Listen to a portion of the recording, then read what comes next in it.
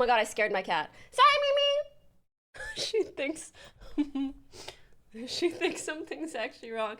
Pumpkin! Oh my god! Both pumpkins! They're kissing. You guys are siblings. Oh, we're all here, guys. We're all here. Hi, everybody. Hello. Oh my god, it's been so long.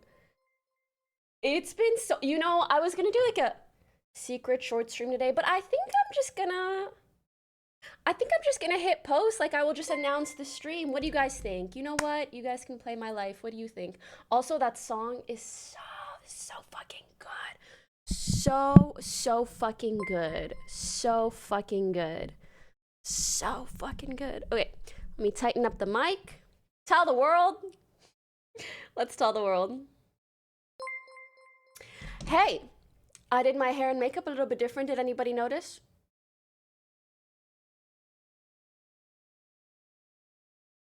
My eyeliner is more up. Usually I do it kind of low. Slay, period. Thank you. Dude, that song is really so good. Hi guys! You look more tanned. I don't think I'm really that tanned. I think it might be the lighting, but let's talk about the lighting for a minute. Is the lighting not sick? And let me show you something even sicker. Even more sick. No, I'm pretty sure the camera's centered. I was just not centered for a moment. Hi guys! I really missed you. Il y a des francophones ici. Non, mais je sais que vous êtes là et vous me manquez tellement et comme ça brise mon cœur parce que je me sens comme si désolée. Je me sens comme si je fais pas assez de contenu pour mes Français que j'adore tellement. Je sais même pas quoi faire. Je sais même pas comment, tu sais. Anyways, conversation for another day. Let me show you guys the lighting, because is it not sickening? Is it not sickening? Okay, keep this. Like, look. I could flashbang myself. And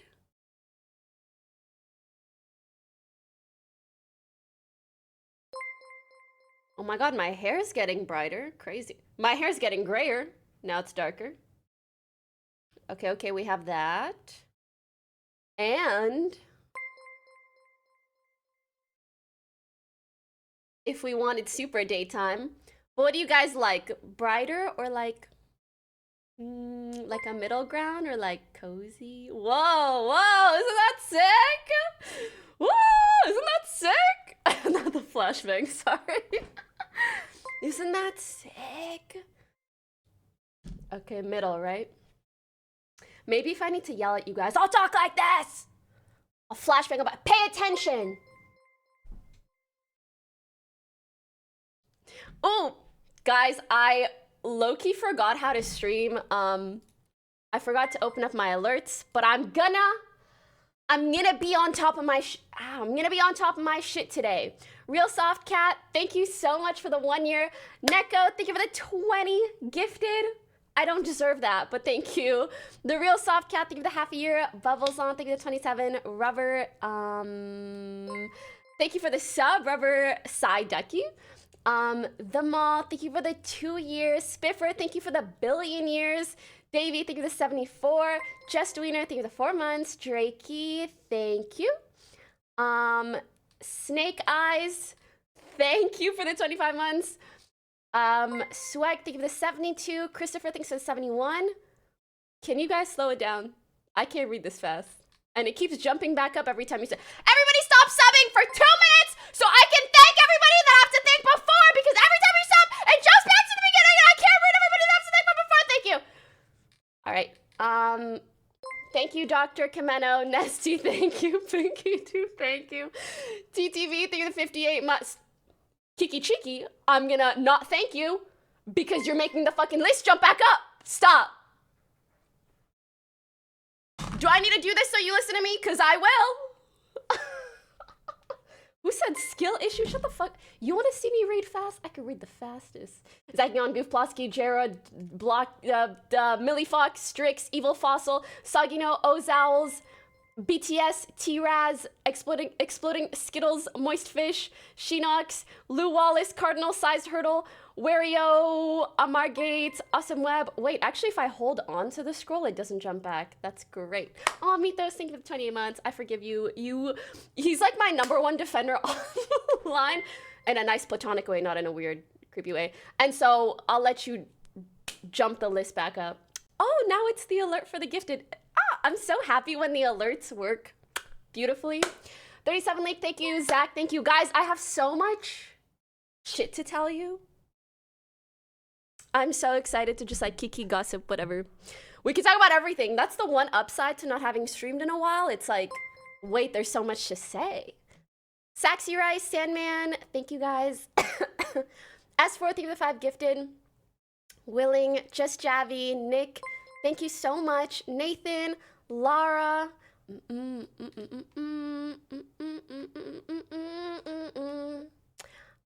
Neptune, Kiki Chiki, Tara. Thank you guys. I think I thanked everybody, and if I missed anyone, I'm so sorry. I'm gonna try to stay on top of it. Mario, thank you for 78 months. MN Hockey, thank you. Deadpool, thank you. Thank you so much. Okay. I posted on IG, no longer such a secret stream.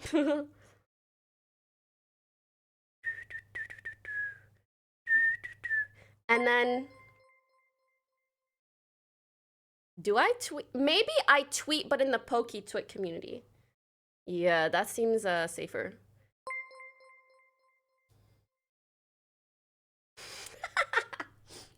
Look at my fucking...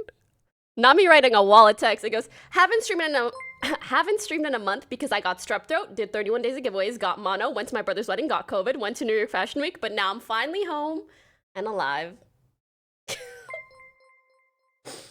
Well.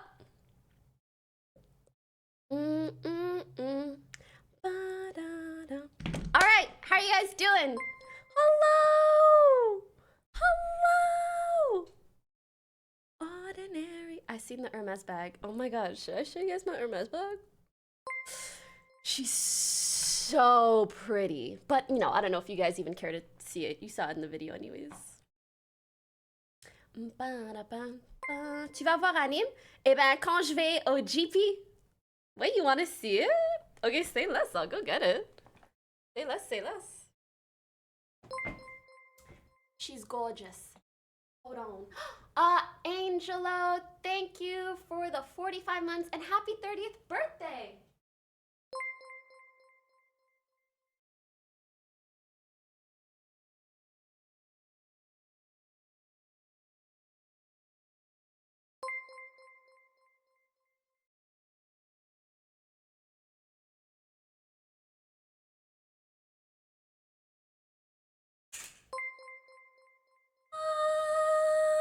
Oh my god, the lighting makes it extra pretty. Can you see that it's like an espresso brown? It's not black. I actually really did not want a black Birkin. It is the most gorgeous espresso brown. You could fit me in there. No, but I actually could. This fits everything. I'm gonna show you, but it's really not cutely organized. And it's filled to like a quarter. It's not filled at all. Also, I left some of my rings in here. Non, mais le sac il n'est pas incroyable. Like, did you change the curtains back? I did. Vidmu, thank you for 33 months.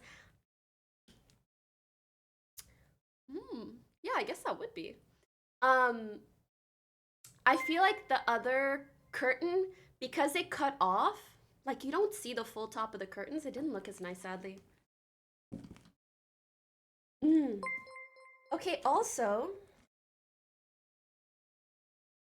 guys, in my hotel, when I was in the elevator, there was this girl that recognized me, and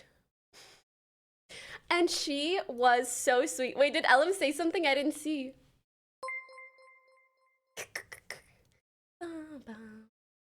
By the way, guys, if you see anyone asking about the David situation, I completely understand why they would. Please, please, please refer them to either my tweet or my IG story.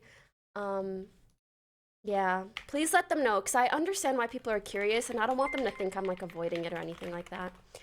LM, I gave you VIP, don't act up. It's just so I can actually see your messages. Don't say weird shit. Don't be a bad representation of me, okay? Okay, so at my hotel, there was this super, super sweet girl who like recognized me in the elevator. It was funny because I had my hair up and I had my makeup done a little bit differently. And so she was just staring at me like half the time that I was there. And then she's like, excuse me? And I haven't seen someone like that stunned in a long time. Like she couldn't get the words out. She was like, excuse me? And just like silence. And because of the silence, I was like, no, she was like, I'm sorry, but, and she just like couldn't get the words out. And I was like, don't be sorry. You guys literally never have to be sorry. If you want to say hi to me, if you want a photo, if you want anything, like sometimes people are just so sweet. They're like, I'm so sorry to bother you. And I'm like, it's not a bother at all. Anyway, she was so sweet. She was dressed really fancy, like very classy.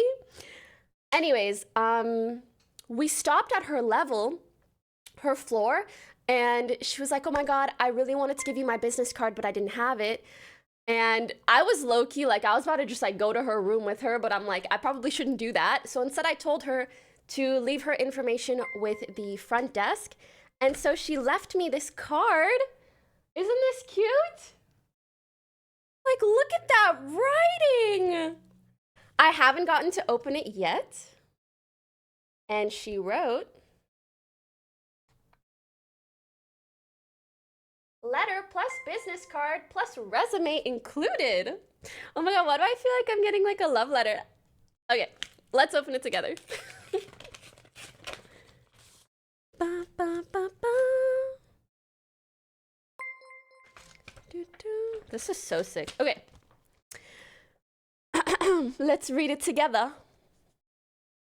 She said, to Miss Iman, it was a pleasure running into you. My name is Julia, CEO of, I don't want to dox. I know you're already covered in terms of representation on anything in life, really, but I'd love to connect and discuss any opportunity to work plus collaborate on projects together. I actually connected with assistant on a few occasions, and I would love to get to know you more. I also have the cutest toy poodle ever. They know how to get me. They know how to get to me. Hope you had an amazing New York Fashion Week. With the biggest love, Julia. That is so cute. And then she gave me her business card, which I will be looking into later. Yeah, she's CEO of I am assuming something kind of like PR related. I don't want to say the name, obviously, because I don't want to dox her. Groovy, thank you to 25 months. And then she left me this piece of paper where I think she basically like hand wrote a resume, which I fucking love. She's like, Julia's lack of a resume. She wrote talents we've worked with, and then she named a bunch. Partner brands, Chanel, Dior, Bobbi Brown, Shiseido, L'Oreal, Gentle Monster, Tier, and so much more. I'm intrigued. I love this shit. And honestly, I like people who take opportunities like that. That's actually how I started working with my assistant before. She literally came up to me at a meet and greet. Luckily, she was a friend of a friend, so I knew it wasn't like, I knew it would be a safe person to work with. And she's like, I really want to work with you. And when you feel someone's hunger to do something, to me, that's what's most important. And sometimes that speaks more than a resume that people pad. You know what I mean? When someone's like going out of their way to do something like this for you, I'm like, oh, if I work with you, you're actually gonna give a fuck. And let me tell you, I know you guys might be thinking, oh, everybody that you work with must give a fuck. Nor. I have had work that is so almost like non-existent or lack of effort that it's like I'm getting scammed out of thousands of dollars. Like some people just want to like bullshit their way to a paycheck, if you know what I mean. What about an email? That can work too. It just depends on like the value that someone brings via their email, via their letter, via their anything, you know? Anyways. Anyways, so cute. How are you guys doing? I missed you all. How's life? Poki, c'est bientôt le GP Explorer. T'as hâte? J'ai trop hâte. Vraiment, vraiment, trop hâte. Fluffy, thank you for 33 months. I miss you guys too. I moved in with my partner. That's so cute. How's it going? Do they toot a lot? Infinite Snow, thank you for 79 months. Do you watch The Summer I Turned Pretty? I actually haven't gotten into that. I love my room like this. I think it looks so cute. How do you guys like the newly decorated room? Girl, we're gonna need the lighting tour because it eats. I know. Let me show you like the back of my head. There's literally, there's a light above me.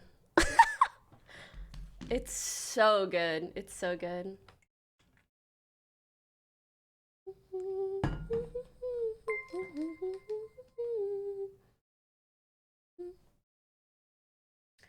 Do you guys think the light should be a little bit less bright? Maybe. I'm not choosing them. Amen. Mova, thank you for 16 months.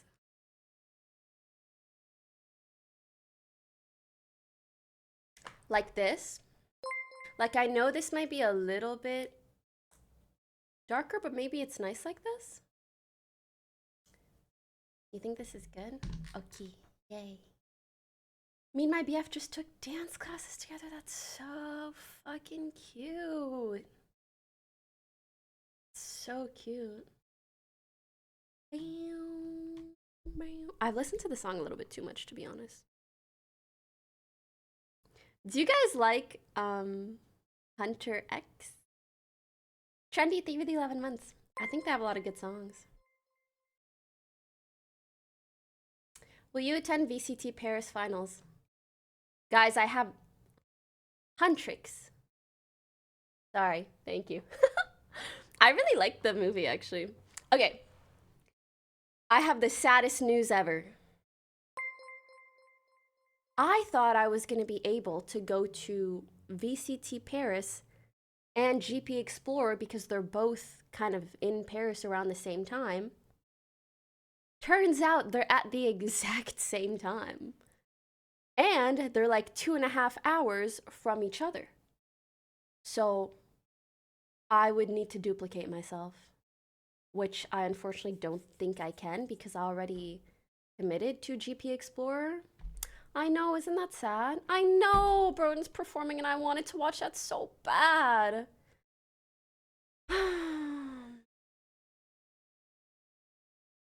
Yeah, the Sunday final, and it's the final for both events. Am I going to TwitchCon San Diego? Well, I'd love to hear what you guys think. I was initially thinking of going and, of course, doing like a sweet and sour episode and all that stuff.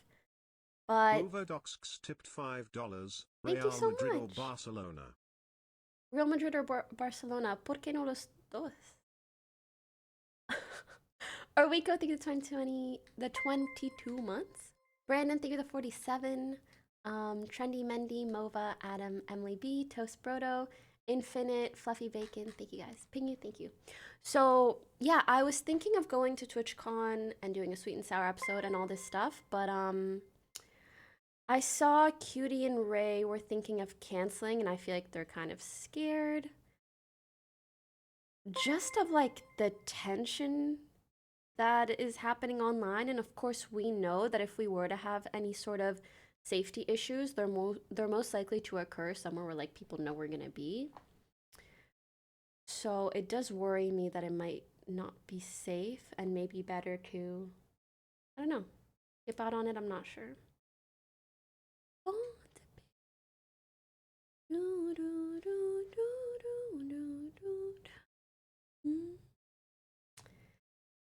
Yeah. What's happening? I live under a rock. I think it's based. Okay, here's the way I view it. Especially with especially with all the recent news surrounding Charlie Kirk. And of course, a lot of political talk happens on Twitter. And also for us, people like me, Ray, Cutie, other female streamers, the people who feel the most negative and most like passionately hateful towards us also tend to be on Twitter. And the streaming and Twitter community just have a lot of overlap. So I think because of that, they feel a lot of that negativity per se. Nicole, thank you for the 23 months. So sometimes it's just scary. Guys, have you ever looked at the replies to my tweets? I hope not. I really hope not. That's what I'm talking about. And when you see that kind of negativity, you're like, do I want to tell people where I'm going to be in person? I actually don't know. You know? That's really basically it. I'm not gonna lie, I don't really like using Twitter too much because I don't... when I look at the replies, I'm like, who are these people talking to? I sure as hell don't think it's me. Like, I'm like, you guys are not my community. How do you even know me? How do you even know me? Like, it confuses me, you know what I mean? It's so odd. I'm like, that's not my community. And I'm sure so many of them are bots. I am so sure. I'm so sure.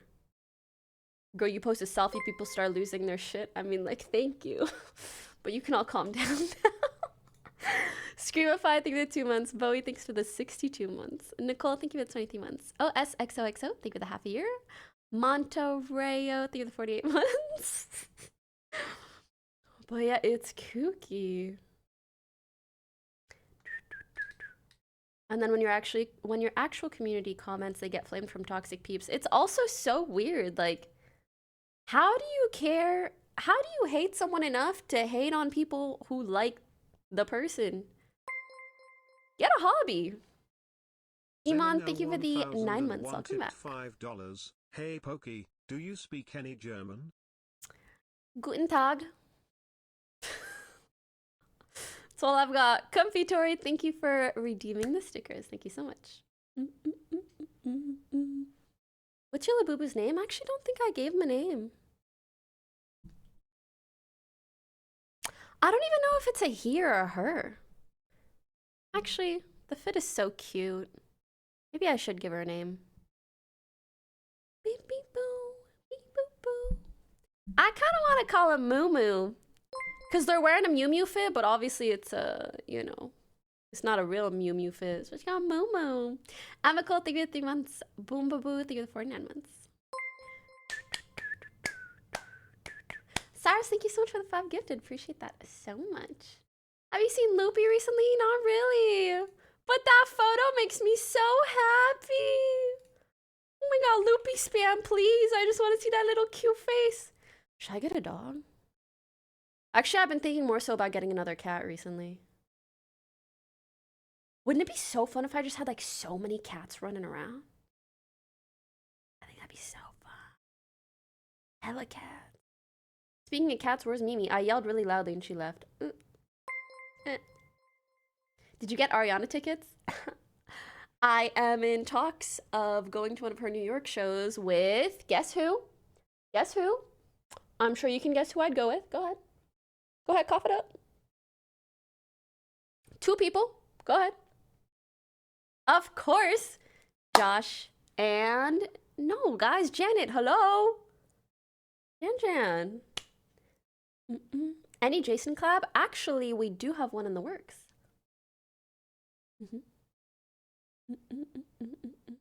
What song is this? This is 12 to 12 by Somber.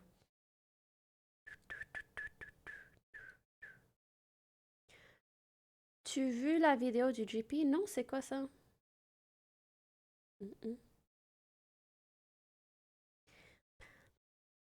Was Janet one of the ones you sent a letter to? God, no. Me and Janet been on the same wavelength since we came out the womb. But also, we have been friends for 10 years, a decade. And so there have been like 2 or 3 instances where Janet and I did have to have like a difficult conversation of sorts.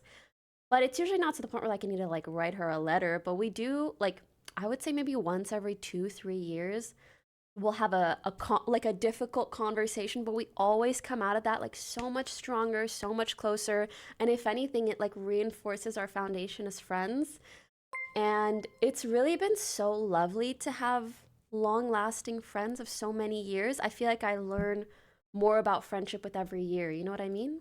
Thank you for the 1 year Logitech. Yagi, thanks for 39 months. And it really makes me realize, like, yeah, that is friendship. Friendships, relationships, they take upkeep. You gotta water those flowers if you want them not to fucking die. Like, Ghostman Music, thank you for the 45 months.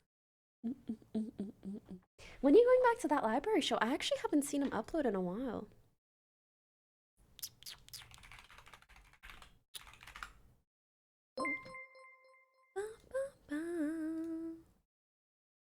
Yeah, he hasn't uploaded in like half a year. I wonder why. Wait, guys, I can show you my screen. Oh my god, would you look at that? Among Us style. I love these guys, but he last uploaded 6 months ago. I wonder why. But I would be so down to go back. Oh my god, it's me!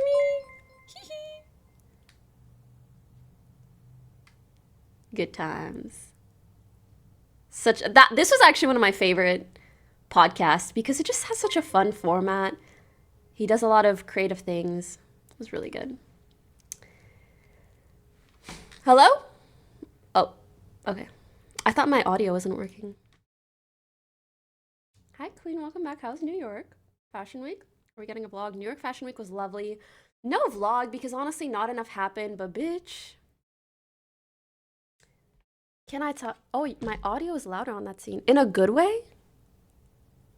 Oh yeah, it's 7 decibels louder. Do you guys like it this volume or do you like it this volume?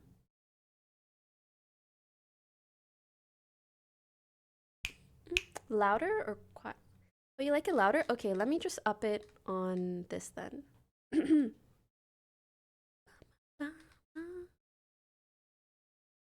New.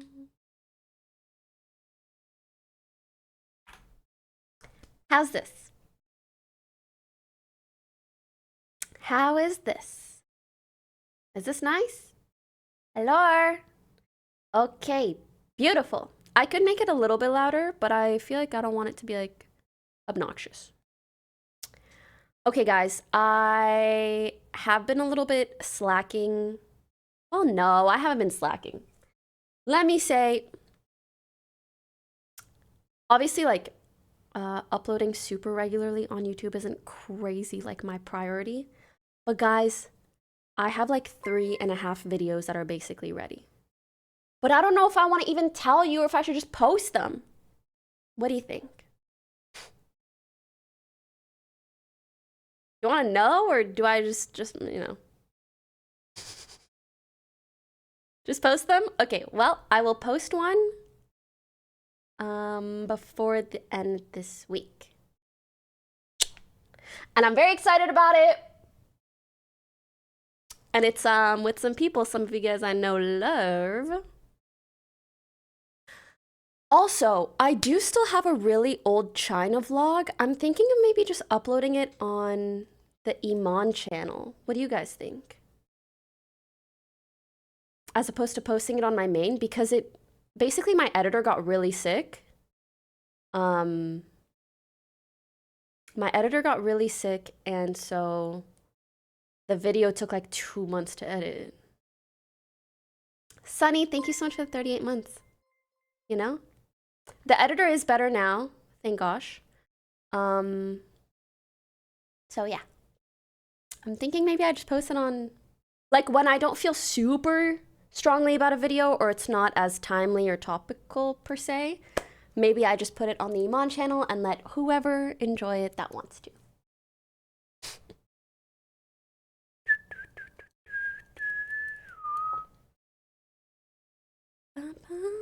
So New York Fashion Week was really fun. Can I say something though? Can I say something? I hope it's not mean to say. Listen, I'm so grateful to have these opportunities, but New York Fashion Week is a lot and it's kind of exhausting. And sometimes I feel a little bit out of place because I just don't get, like, I don't feel very fulfilled by a lot of the things that are involved in New York Fashion Week, like trying to get super glammed, pose perfectly, take the perfect photos, look super amazing in clothes that maybe I didn't choose or maybe aren't my style or whatever, right? But I think above anything else, sometimes. Thank you so much. To meet you in Paris in that weird PP bakery. Not the PP bakery. I appreciate the 8.5 you gave my fit smile. It would be dope to go shopping one day. How do I say? Essentially, I don't feel like my best assets come out when it comes to just photos. I feel like I'm much better on video. I am like, girl, I'm not no fucking model. And I have so much respect for people that are models because that shit is not easy. So when I go to New York Fashion Week, like I kind of wish I was going to like vlog or whatever, but of course the expectation is like photos, press, blah, blah, blah, blah, blah, blah, blah, blah, right? But aside from that, I think there's a level to it where I sometimes get the feeling that throughout New York Fashion Week, a lot, or not New York Fashion Week in particular, but fashion weeks in general, a lot of it is about people's ego. It's like to make people feel like they're cool and special, which, you know, of course, everybody wants to feel that way, but it sometimes feels less about meeting people, appreciating the fashion, blah, blah, blah, blah. It's more like, well, what shows are you going to? What are you doing? Blah, blah, blah, blah, blah. And that makes it a little less fun. And it makes sometimes some people like a little bit snobby. And I'm gonna be honest, cranky. Yeah. I don't know. I will say, of course, every show is different, every event is different, and every person that you meet is different. But sometimes it just feels a lot more about glazing people's egos than it does about enjoying the actual process, per se. Oh my god, I did see Wisdom K open his Mew Mew stuff and all the buttons came off. This shit was crazy. And also, there's a lot of politics when it comes to fashion. And it really is all about, well, I'm sure this is typical, but you know, it's like the more value you bring, the better you'll be treated. And if someone doesn't know who you are, if someone doesn't really care about what you do, good luck receiving really any level of respect or care. Yeah.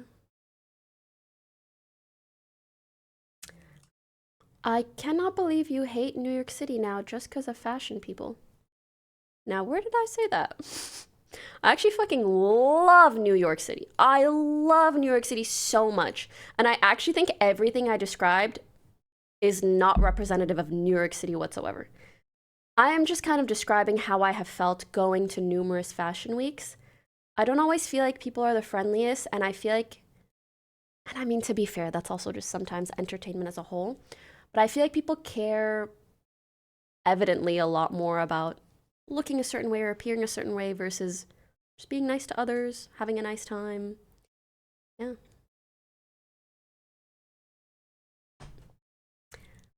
As a photographer slash videographer, I hate going to New York Fashion Week. What is that? Wait, I do need to tell you guys about a funny thing that happened to me at New York during Fashion Week. Bring back the art of being nice. I'm saying. And also, it feels really weird to go to something where there's like such a clear hierarchy of sorts. Alec, thank you for the 60 months. And, well, anyways. Okay, so let me tell you guys a funny little story. Also, I do want to explicitly say, though, I loved the Coach show. I loved the Kim Shui show.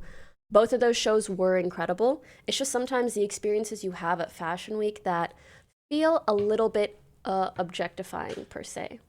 Also, for me personally, again, like, I'm so aware of the fact that I am not, nor do I really want to be, not just perceived, but like be in a situation where I need to like model. Like that, I'm not good at that shit. That's really not my thing.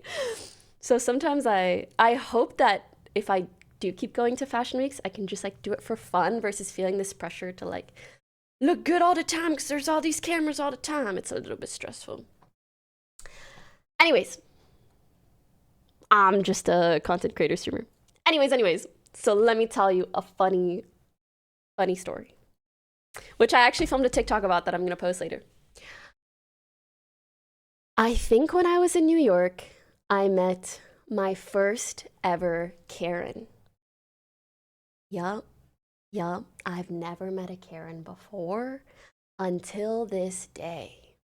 And I'm pausing the music so I could really tell you. First ever, guys. No, in person. You guys have been with me years. You know the shit I've seen online. Okay? I've seen people say the craziest shit to me. But an in-person Karen, I had yet to experience until about a week ago. Let me tell you what happened. So I am with Josh and Janet. And if you don't know, Josh lives in New York. All three of us don't get to hang out very much because we live in LA. We're together. We really wanted to film your classic New York City fit check on the street, just showing our outfits, like a cute song on TikTok, whatever. So there is a cafe with some tables outside of the cafe, and then right beside the cafe is an apartment complex. And there's a door on the apartment complex. And so we put our phone on that door and we film a TikTok. You know, a TikTok is like what, 8 to 10 seconds of us walking back, showing our outfits, whatever. You saw it on Reels? Yeah. Josh posted it. So we do that, and then we take like a couple of takes, and it's all three of us, and the cafe is here. This is me, so I'm closest to the tables at the cafe. And I notice that there's a lady on the edgemost table at the cafe, and instead of her facing her food, she's sitting perpendicular to the food and also perpendicular to us. And I'm like, you know, I'm a little bit confused because I'm like, oh, like, why isn't she just like eating? I feel like she's kind of looking at us. And because I'm closest, I can also see on her phone, she has her camera out. And I was like, that's odd. I couldn't quite tell whether or not she was recording. And to be honest, I thought she was going to ask us to like take photos of her when we were done doing our little video. Anyway, she has her camera out. She's kind of looking at us like that. She's sitting perpendicular to us, to her food. She's not eating. I just like feel her energy and I'm a little bit confused. Anyway, so we film our TikTok a couple times. And by the way, she seems a little bit older, like maybe around 40. I'm not sure. We film a couple takes and Josh goes, I don't know why, but like the video is kind of turning out awkward. And we kind of laugh about it. This lady at the cafe table pipes up. She goes, I know why it's awkward. And we're like, oh, I wonder why. Like, we all thought that she was gonna like give us some bomb photography styling tips of some sort. We're like, okay, what's the tea? Like, tell us what, like, why is our video turning out awkward? She goes, I know why it's awkward. We said, why? And she says, your video is turning out awkward because you're in the middle of the street disturbing everybody around you. Because of you, I haven't been able to enjoy a bite of my food in peace for the last 5 minutes. I don't know what makes you think that this is acceptable. Brrr. She just starts berating us. We're all looking at her like, huh? Mind you, again, I'm closest to her. She hasn't tried to take a single bite of her food the whole time. Secondly, we weren't even there 5 minutes. We took 2 takes of a 10-second TikTok. Do the fucking math real quick. Right. Anyways, also, I don't like when people come at others with such negative energy. I'm like, there's such a simple, respectful way to ask anyone to do anything. And so, anyways, my friend, Janet, very, very quickly speaks up. She's super apologetic. She's like, I totally understand. I'm so sorry. Like, we'll leave. Sorry to bother you, blah, blah, blah. But me personally, I don't like to be nice to people that are fucking mean. You guys know me. I am the type, I will never instigate, but if you give me shit energy, Why am I not gonna give this shit back? I don't want it. I don't want this. I don't want it. Why did you give it to me first? Anyways, I also don't want to start a fight though, and I don't want to put like Josh or Janet in an uncomfortable situation. So instead, I try to reach like a middle ground where I'm being clear that I don't like the way that she said that, but I'm also not like bowing down and apologizing for breathing the same air that she's breathing. You know what I mean? So I tell her, I understand, but I really wish you would have just asked, right? Nice and simple. Like if she just asked, hey, could you guys film this elsewhere? We would have dipped. But instead she like started going off on us, right? So I say, oh, I wish you would have just asked. Guess what she says? Just guess what she says, bro. Just fucking guess what she said. She goes, this is me asking. I said, right. Right. And in the back of my mind, I'm like, don't ever give a mean person a chance to be nice. Like, just don't fucking do it. They will double down every single fucking time. I really, in the back of my mind, I was like, oh, like, she'll really realize she could have just asked. No, she's like, this is me asking. Get the fuck up out of my face. Jesus. Also, the camera thing was weird. I'm like, did she think that this would turn into something and then she could film us? Like, the whole time she had her camera, I could see that the camera app was open. I was like, suspicious. Anyways, we left, but I'm gonna be so for real. If it was just me, I would have been like, sorry, but I'm gonna keep exerting my free will and my right to record here. Okay, can I just say though, I know being a content creator, it is annoying sometimes to film in public. It could be annoying for others. It's annoying for me. I don't like to bother anyone. And I try really hard not to film if it's ever like a weird or disrespectful situation. Obviously. But we're in the streets of New York during Fashion Week. Everybody is filming and taking photos all of the time, everywhere. Sorry. You are at the cafe. We are several feet away from you at an apartment complex. You just seem mad for no reason. She was festering that negative energy for a minute. Oh my God, hope she choked on her food is crazy. But yeah, so I feel like it's totally fine to ask. She wasn't in our video. She wasn't in the back. She was literally just several feet from us. And like hella yelled at us. It was really, really odd.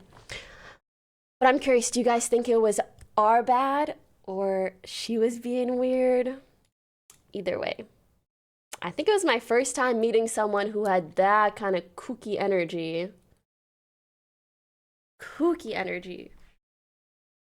Right, she was weird. Just the way she said it was weird. They had 65 months. Even if, I think, it's not about what you say, it's kind of about how you say it. If she just said, hey, could you guys please record this elsewhere? I would have been so fine with that. Not the, this is my way of asking.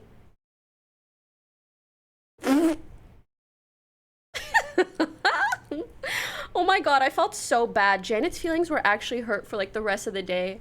That's what pissed me off the most. I'm like, how dare your negative energy infiltrate the pure sweet soul of my best friend? No. Oh my God, literally that angry SpongeBob face. I was mad as fuck. I was mad as How dare you? That shit pissed me off. Maybe she's in witness protection, huh? Huh? I'm surprised Janet didn't clock her. What do you mean? Janet is so sweet. She is so, like, conflict avoidant. Me? I will never instigate a conflict, but if you want a fucking conflict, I'm not gonna let you shit all over me and then I just keep cleaning. Oh, you're gonna shit on me? Please take it back. I don't want it. I would not like it. Thank you. And I think there's even a way to do that that's respectful, you know? I wasn't like, you don't gotta be a bitch about it. I was just like, oh, I understand. I just wish you would have asked.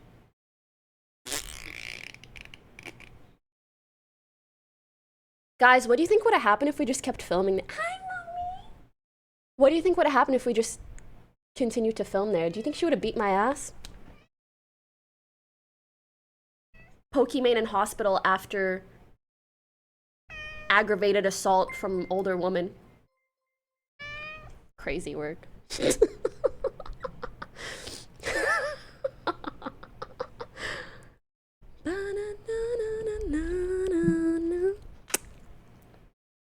Guys, I love my cat so much. And every time I look at her, I just feel such joy in my heart. And it's like, what if I could feel this times 3? Like if I got a third one. Right, mommy? How many cats does Taylor Swift have? That's how many cats I'm allowed to have, right?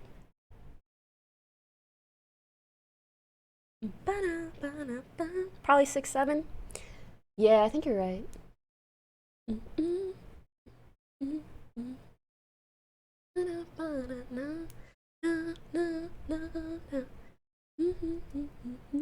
About maybe 6, 7.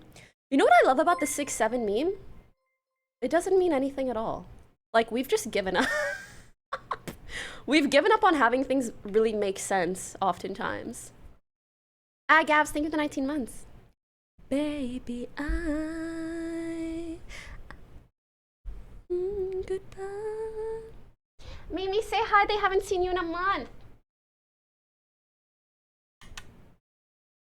Come on. Look up, sister.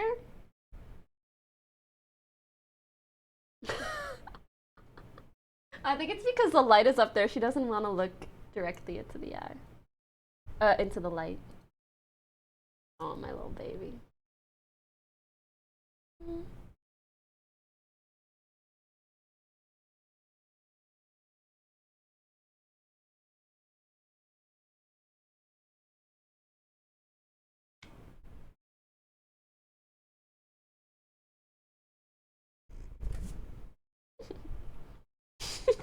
She's so fluffy. It's amazing. I love when she's this size.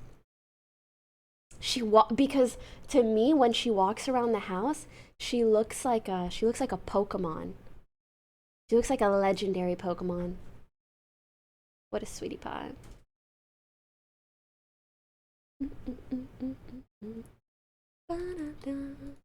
What cat breed is she? She's a ragdoll.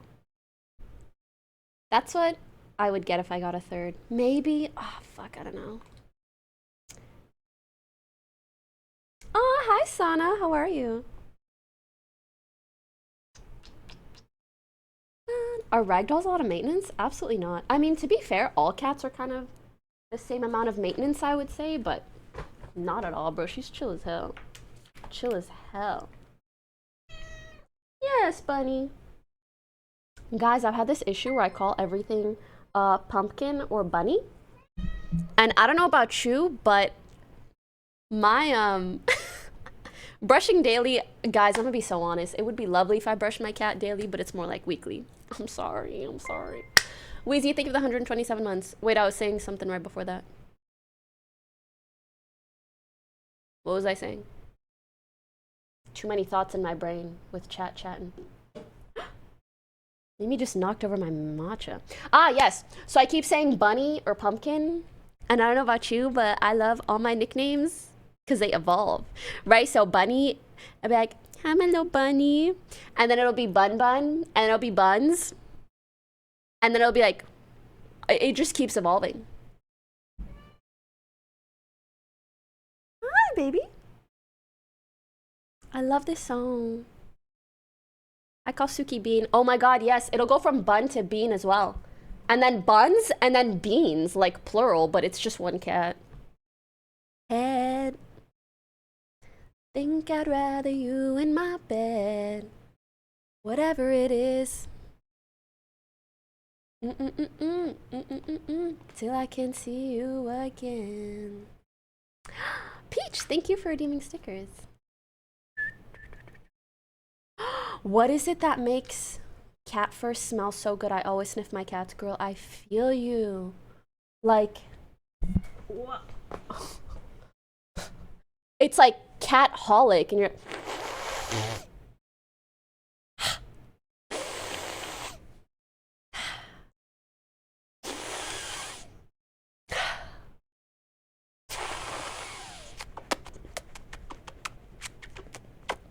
Love her. How are your clothes not super hairy? Oh, she's licking me. She liked that. You liked that, huh? This type of fabric, hair doesn't attach to it very easily. That's a good question.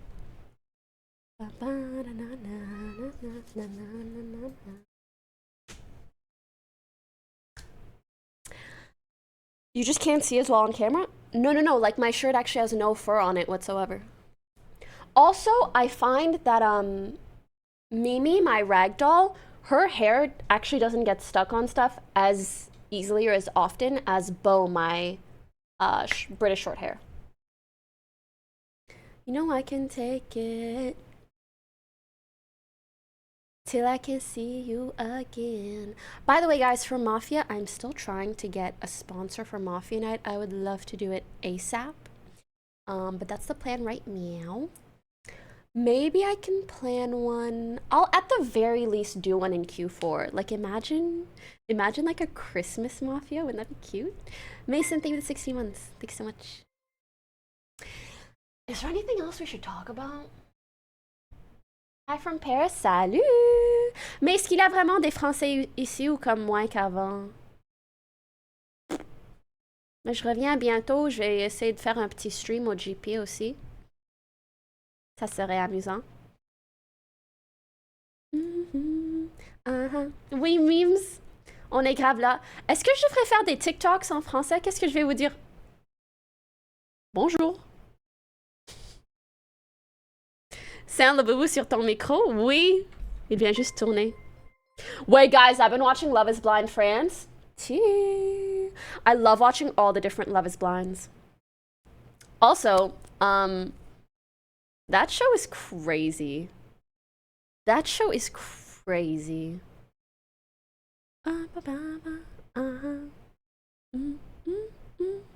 Mixing the 60 months. Love is Blind UK got me in a show called That One Was Crazy T. Wait, should I just tell you guys it? I'll just tell you. Okay. I'm gonna spoil the recent Love is Blind UK. Okay? And I'm mainly gonna talk about like certain couples that there were. Okay. There was one couple where both people were super attractive and they really liked each other and it was just smooth sailing. They got married, not a single issue. They just like fit together perfectly, okay? There was another couple where, oh my God, the girl was choosing between two guys. She chooses one guy. She goes to tell the other guy, hey, I chose this guy. The other guy starts emotionally guilt tripping her. He's like, oh, well, if that's how it's gonna be. He just starts saying weird shit like, you're really missing out, blah, blah, blah. I don't know. He's not like, oh my God, I really care for you. Like, I'm gonna respect your decision, but no. He's like, he's emotionally guilt tripping her. It's fucking weird. But it works. She says to the guy that she chose, I'm not choosing you anymore. Goes with the other guy. I'm like, huh? Like, the way that you reject someone tells you everything you need to know about them. I'm telling you right now, if you reject someone and they get weird, it is not just because they like you so much. It's because they're insecure. It's because they are not good to be with because it's clearly someone who cannot take a hit to their ego or they're just, okay. They can't accept not having things their way.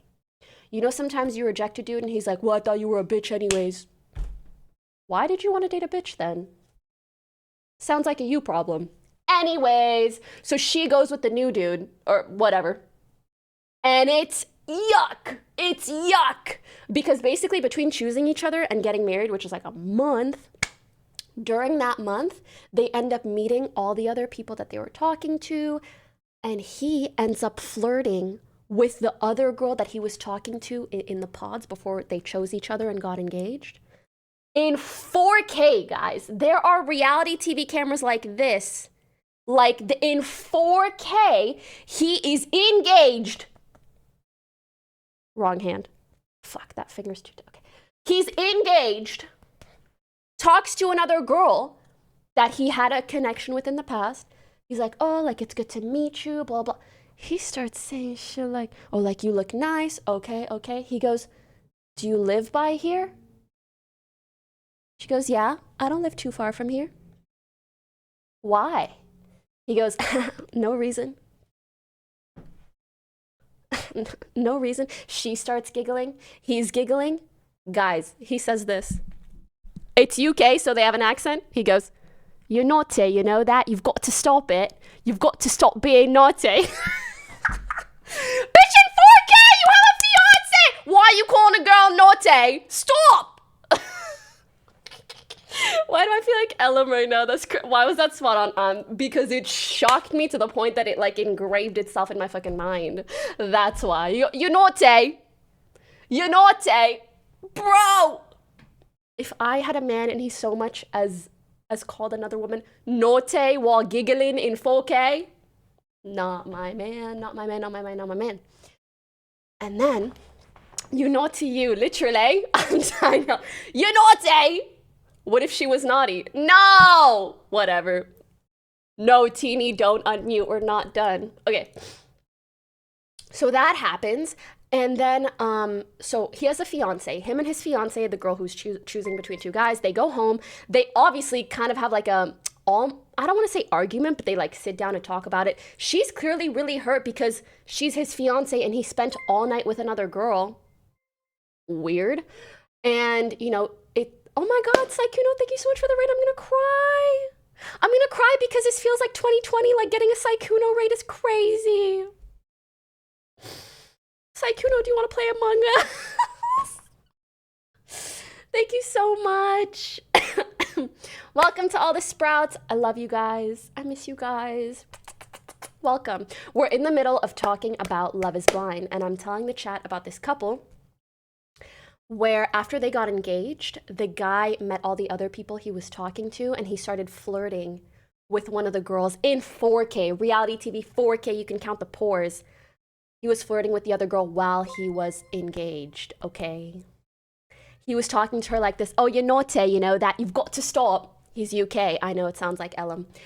You're naughty, don't do that, you've got to stop. He's giggling, she's giggling, whatever, it's weird, right? He goes home with his fiance, she's clearly upset.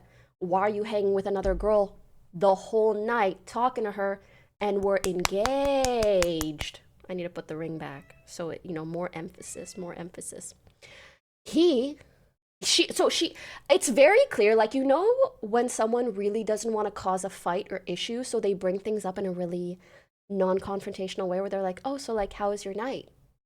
She's asking that. He goes, oh, it's fun. And she goes, oh, like, you were talking to that girl a lot, right? He goes, yeah, she was cool to talk to. You know, just like fully ignoring it, acting like it's no big deal. And at some point, she just like doesn't have much to say because he's not giving her anything. He's just saying like, okay, like, no, it's totally fine. Like, it wasn't weird, blah, blah, blah, blah, blah. And then she goes, she is so sad. She literally looks like this. She looks like the frown emoji. She's so hurt. She goes, all right, well, I guess I'm gonna go to bed. Guess what he says? Guess what he says? He says, all right, good night, I'm gonna go out. If I look like this and my man leave, not my man, not my man. And I'm clearly not your girl. I'm not kidding. He goes, all right, have a good night. I'm heading out. Oh, are you heading out to talk to the naughty girl? I can't with the accent.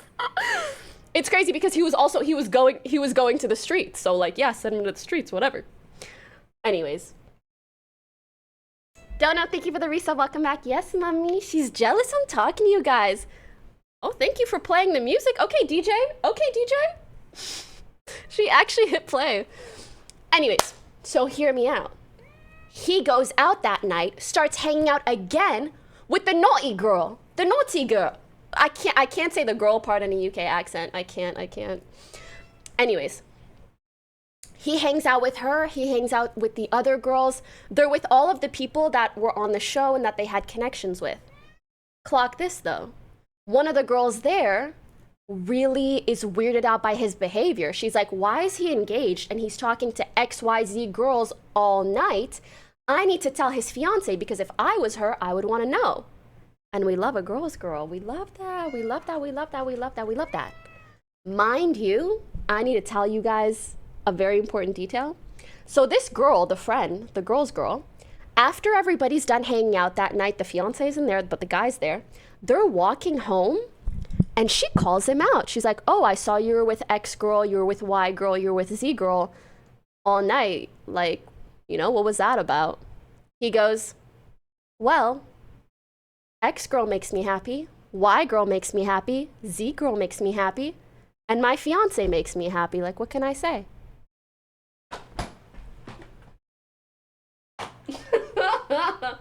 What can you say? Not that.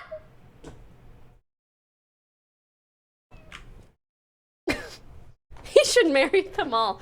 Right. I don't know. I think that's so... He wants to catch them all like it's fucking Pokemon. Guys, marriage is not a game of Pokemon. Get married and play Pokemon. They're separate things. Anyways. Long story short, the girl's girl tells the fiance and the fiance breaks it off. Thank God. Okay. Let's move on to the next couple. The next couple,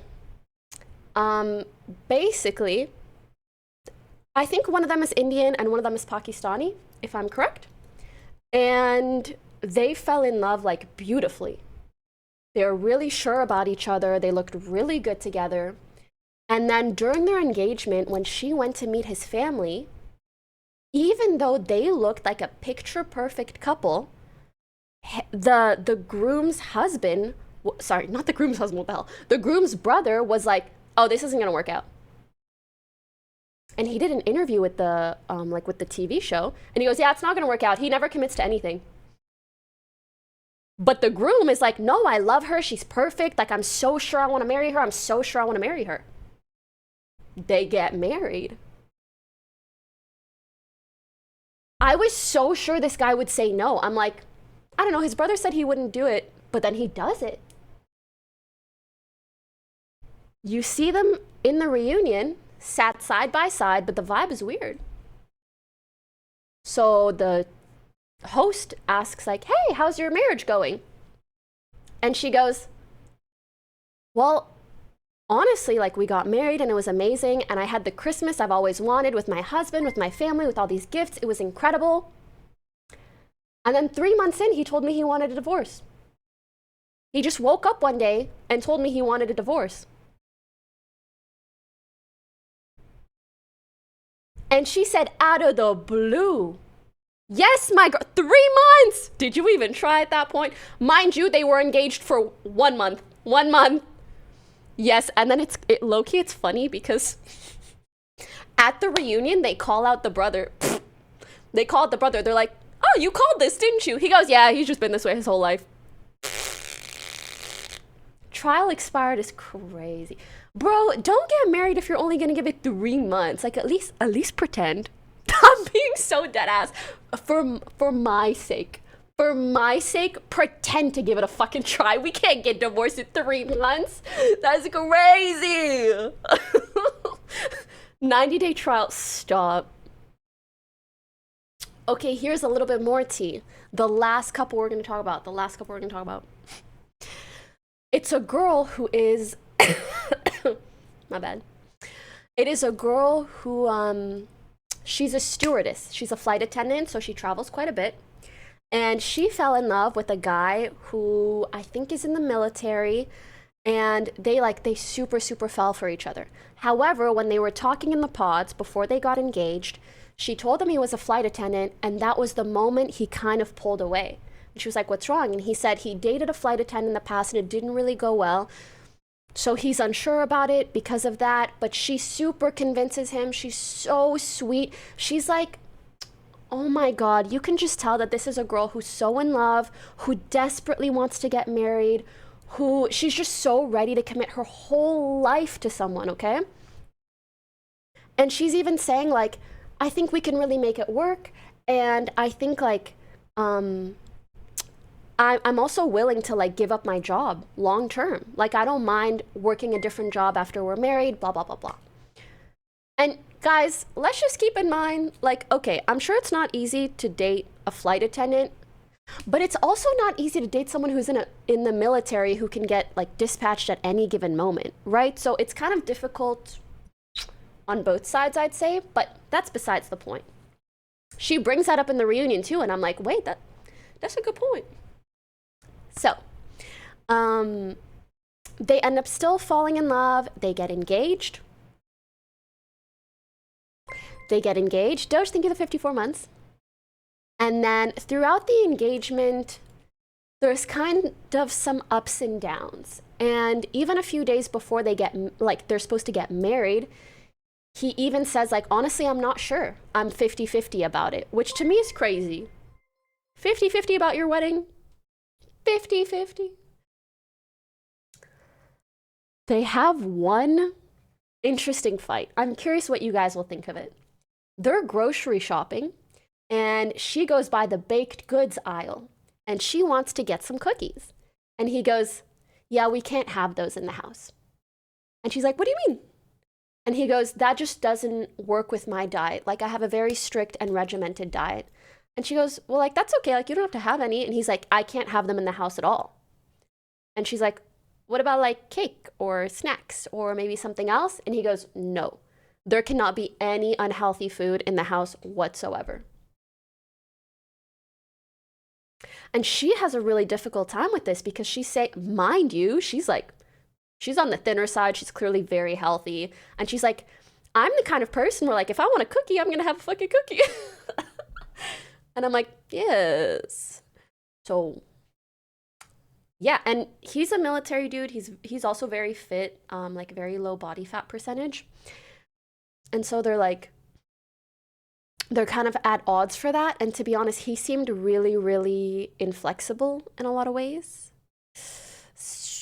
Whatever.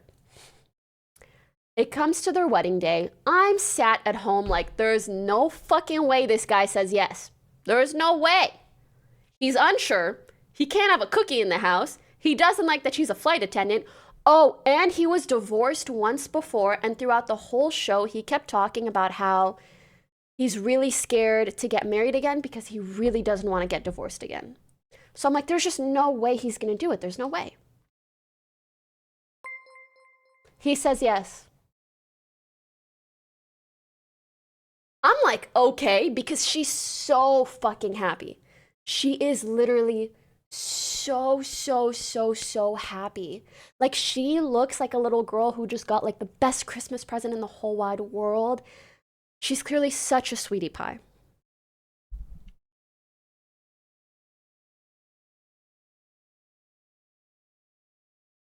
Three months and he wakes up one morning and divorces her.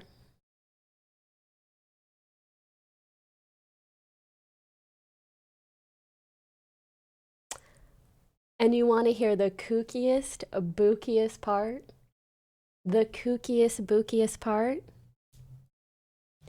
The two girls who were both divorced in exactly 3 months spoke to each other and realized that both of the guys told them very, very similar stories. It felt kind of forced. There's no more spark, blah, blah, blah. They were like, hold up, we just got the same breakup script. Like, divorce, no marriage counseling or anything. No, these guys literally divorced them out of nowhere. Also, like, says the guy who like really didn't want to get divorced again. You gave that shit 3 months. I've given situationships more time than that, like. And maybe that's my fault. Maybe that's my flaw in life. But like, come on, a marriage? And not even 3 months? It low-key had me thinking, like, do these producers bribe him? Like, I realize some guys can't handle confrontation, just go with the flow without saying no to marriage because too deep in. I know, but it's really not great because at the end of the day, you end up hurting someone so much more by committing to things, especially like a marriage. Come on. I can I can forgive non-confrontation for like little things. You're marrying someone just to divorce them in 3 months when it's too much. You gotta take a little responsibility for that, because a marriage is not la-di-da. It is a commitment, especially knowing like societally how it's viewed for women. You know, no.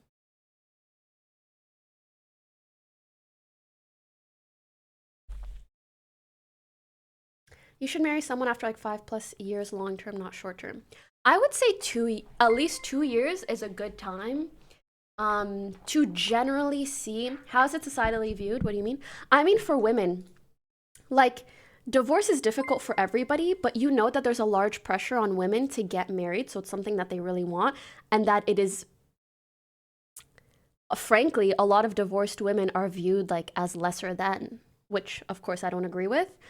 And I'm sure it's difficult for men as well to be divorced, but I just feel like people judge a woman's worth a lot more, or whether or not someone is married or divorced or single becomes more impactful on how others value a woman as opposed to a man. Don't be sexist now. Oh, I'm not sexist, don't worry. Our society is. Just to clarify that. I don't personally feel that way. And personally, I actually think in a big way, divorce is great. Like, it is great that divorce is an option for people, everybody, all the time. It is much better than being stuck, especially in abusive or toxic scenarios. However, my point is just that in these instances, I feel like these guys made this commitment marriage to these women, and given the fact that even within 3 months and seemingly out of the blue, they divorced them, I think it would have been a lot nicer and more considerate had they at least tried to fix it, whether that's marriage counseling, giving it more time, like really put a little bit more effort. I think would have been more fair to the people that they married. Yeah. It is reality TV. Well, these marriages were still reality nonetheless, you know? I also feel bad for the people they married, but such is life. But I will also say, to the guy's benefit, I'm sure that there is a lot of pressure with shows like these. Like, on a reality TV show, people really do expect you to get married. And they bring in the family, they bring in the friends, they bring all this stuff. And I'm sure it's not easy to say no. Yeah. How do you feel about child marriage? Not good?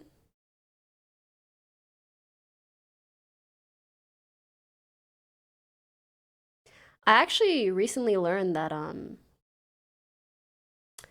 it's more common in certain countries than you might think. In a lot of countries, there might be like a concrete age at which someone can legally get married, but in a lot of countries, if you are younger and you have some sort of parental approval, you can still get married. And so oftentimes women will get like, not even women, sorry, young girls will get married off by their parents, which I don't think is necessary nor all right in this modern day and age.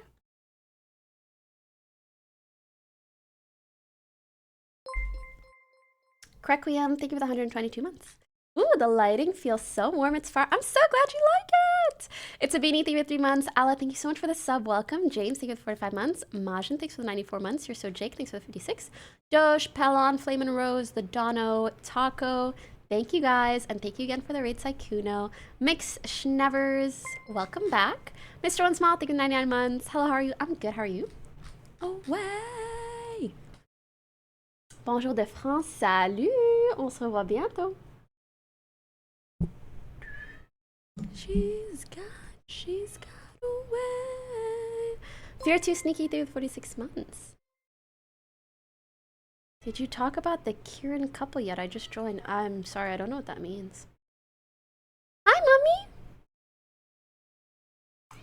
No. No.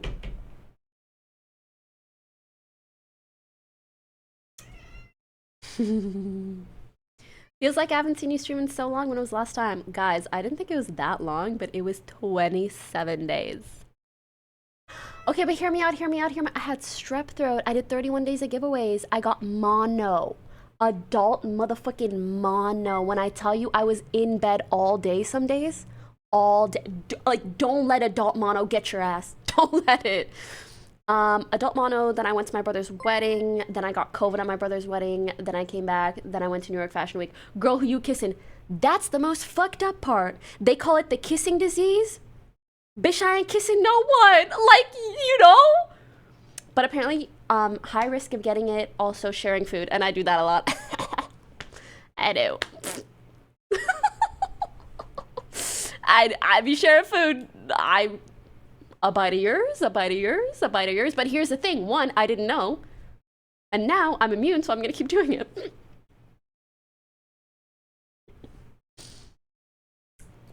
Let's see your rings. Let me show you. Today I'm light on the rings. Guys, this camera, I think I might kiss it. Also ignore my nails. I just got them removed. I got my long, beautiful nails removed. Now they're short, but they're healthy and clean, which I really like. Guys, I really love the look of longer nails, but I can't stand not being able to pick my pimples. I really, like, I need to be able to pick my freaking pimples. So I think I'm gonna wear press-ons more and just like use a stronger glue. The focus was not right. Like, I'm actually surprised that the focus is so good. Also, the lighting helps a lot.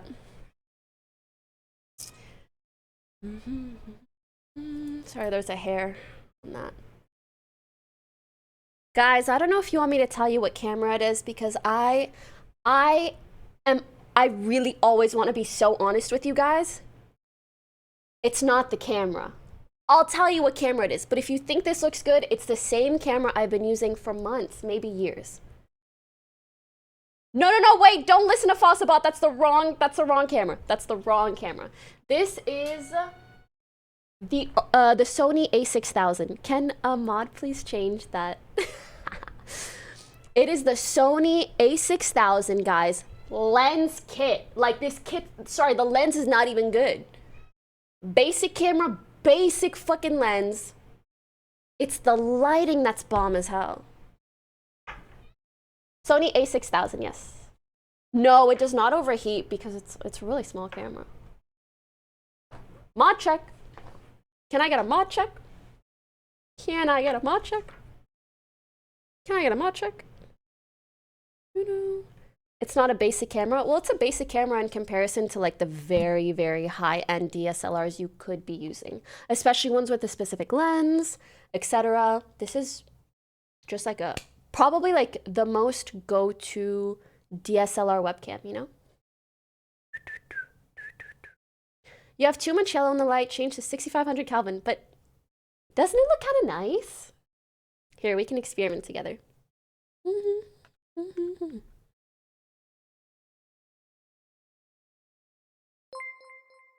Just keep watching. I think the warmth looks really nice. Just keep.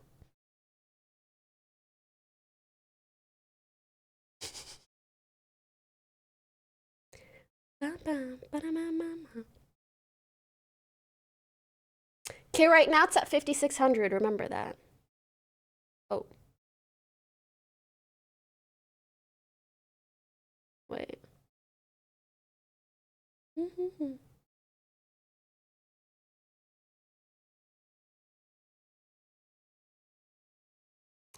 This is 6500. Like, it's fine, but it feels so white, you know? It's not bad. Eh. But I think, like, I think this is cute. I like when it's warm, yeah. It looks less dull. I completely agree with you guys.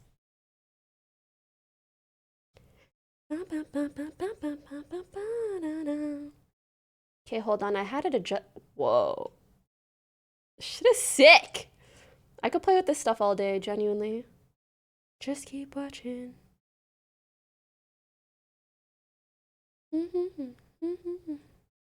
Just keep watching. Do, do, do, do, do.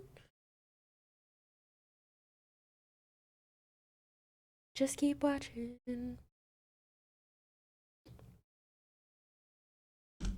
Good? Good.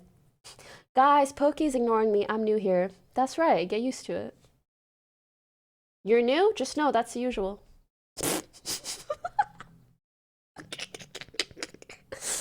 I'm gonna keep doing it. What about it? Nah, I'm playing. Iman ignores all of us. Stop! Stop, I don't. That's fake news. I'm the nicest, most attentive streamer. Hasn't streamed in 27 days. I really am nice and attentive though. It's just like, guys, I've also gotten to a point, oh my God, I'm like, I have so many platforms all the time. So I've been trying to kind of lean into what I feel like doing, if that makes sense. Like sometimes I see something on TikTok that I want to do. I think if there was like a fun, hype new game, you guys know, I'd be here. I'd be here. I'd be fucking here. And when there's a cool YouTube video idea, I mean, it's already cooked up. So I think I'm just in an era of my life and my career where I want to do things that I'm excited about, as opposed to being like, I need to do X thing every day, all the time. Are you posting on YouTube soon? Yes, before the end of the week. I'm jealous. Oh, jealous. I love this song.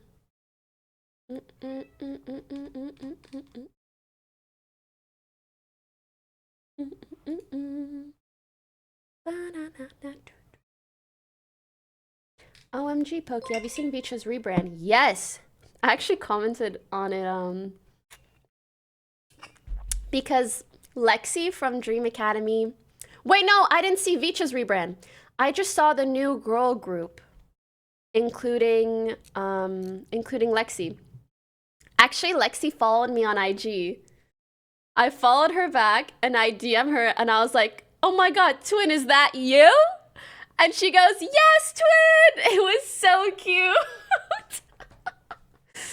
I feel like I've never had people think that I have like a lookalike ever. So I'm like, I'm so happy, finally, you know? Wait, what do you mean Jenny X Stanley?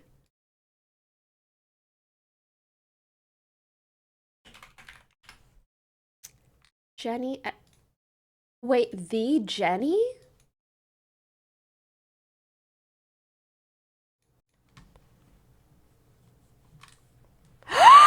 Shut the fuck up.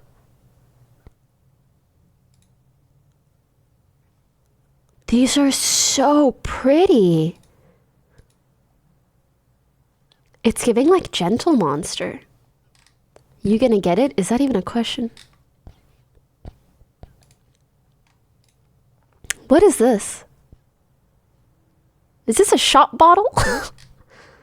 Why does the head have a head? What does that mean? What's that top part, guys? What is it? Man, the neck? Yeah, but what is it for?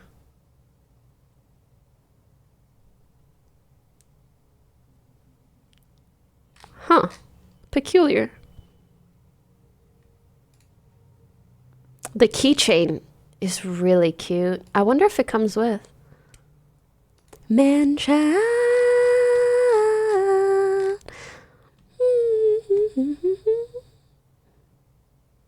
Includes motif charm set. Guys, is it crazy that I actually would imagine that they make it more expensive than this? Like, you know how nowadays, I don't know if I'm the only one who's noticed, I feel like random companies are jacking up their prices for no good reason. I've seen websites that are selling the same fucking sweater for $50 to $100 more than they were last year. I said, huh? In this economy? And I guess that's why. Like, I'm not saying it should be more expensive. I'm saying, like, I just feel like anytime a company thinks that they're doing something cool-ish, they just make it so fucking expensive.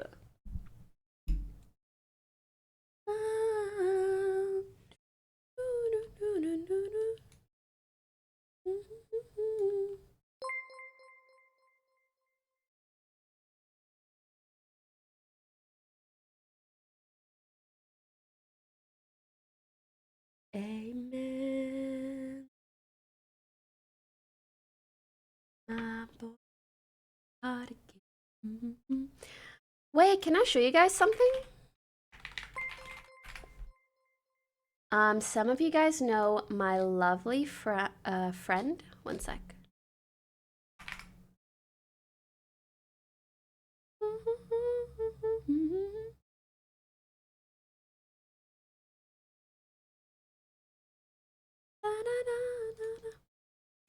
Some of you guys might know my lovely friend Kimmy. She recently released a candle website. Ignore all this, okay? It's gentleflame.studio, okay? These things smell so mother flippin' good. This one's my favorite. I'm about to buy 3. A warm blush you can't explain. This smells incredible. Also, the branding is so freaking cute. The packaging is so cute. It's really, really, really well made.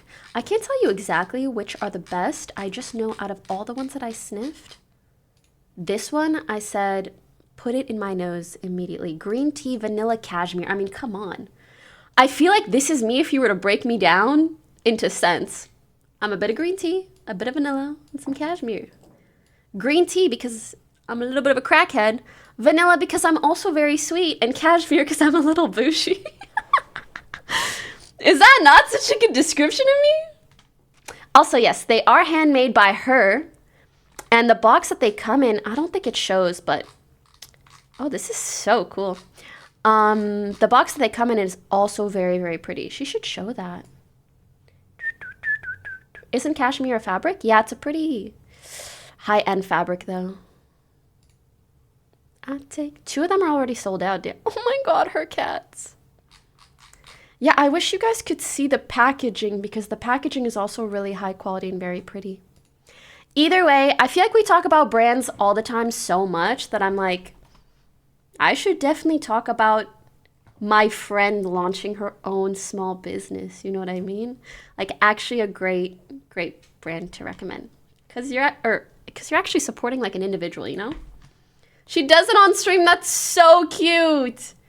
That is actually so cute.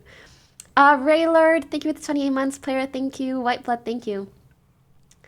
Also, I think I just love to... I love to support people that are doing something different, even though they come from the streaming world. And I feel like that's always been Kimmy. Like, really just doing her own thing, and I think this is just so cool. I'm really proud of her. And I know there was a lot of work that went into it, and Jamie filmed a lot of it. Like, I love my girl bosses! Sorry for yelling. Well, I think you need therapy. Well, you don't have to worry because I go every week. Matthias, thank you for subbing. That's so, like, that's actually really cute of them because, like, I also think I need therapy, but that's why I go. What about you, though, huh? Huh? When's your next therapy book talk? Because for me, I know every Wednesday, 2 p.m. What about you? Let's flip the table. What about you? I know you're not going if you're coming into my chat talking crazy like, right.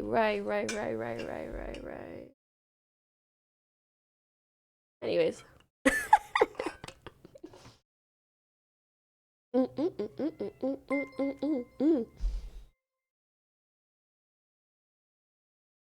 Mohan, thank you for the 24 months.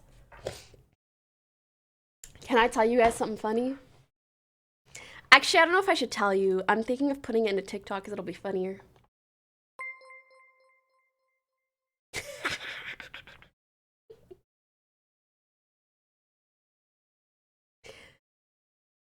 It's therapy related.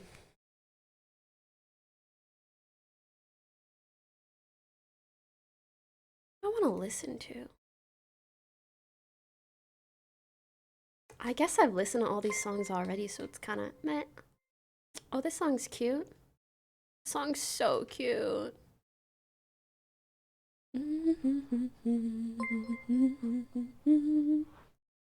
Sushi, thank you for 6 months. Yes, Cat's Eye will be on soon. I think I saw Gabriella in this playlist.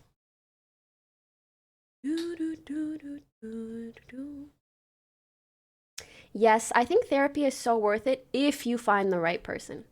And the trouble is that Finding a good therapist is oftentimes like dating. Like you need to date around to make sure it's the right person for you, and you don't need to force a bad dynamic. And if you don't feel excited to go to therapy if you don't feel good after your therapy sessions, then it's not therapy. It's a waste of money. And I know therapy's not cheap, so. Also, there are many, many different types of therapy. And I think that's very important to talk about too. Melly, thank you so much. I want to let you send me lots of stuff. Let me talk about it in a moment. Hold on. So there are different therapists in the sense that different people have different qualifications, different types of licenses. Some people are therapists and psychiatrists. Some people just have like, I don't know, some sort of licensing that's maybe different. And I think this is especially interesting, especially for guys. There are some therapists that are more so like life coaches. Like if you're someone who prefers to just like problem solve as opposed to have someone validate your feelings, which I am sometimes like that, you could look into life coaching as opposed to like classic therapy, you know? Anyways. So I wanted to say, I've been thinking recently about maybe getting a P.O. box like for 1 month. Vicky Ray, thanks for the 19 months. Yeah. Because I got especially a lot of comments on TikTok, people asking me to open up a P.O. box. And I was like, you know what? If I did it, like for example, for 1 month and then I just unboxed everything, that could be really fun. Lover girl. Some people's packages might not arrive. Wait, that's why I was thinking a month. I feel like a month is definitely enough time, no? Guys, the collab will be out by the end of the week, okay, chill. Do you guys know this artist, Alex Warren? Apparently he was in the TikTok Hype House. TikTok Hype House? Yeah.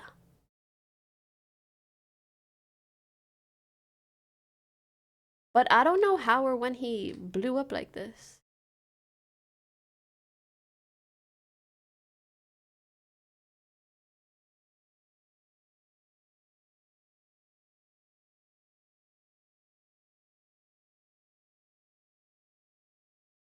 It's just Addison Rae was also in it, yeah.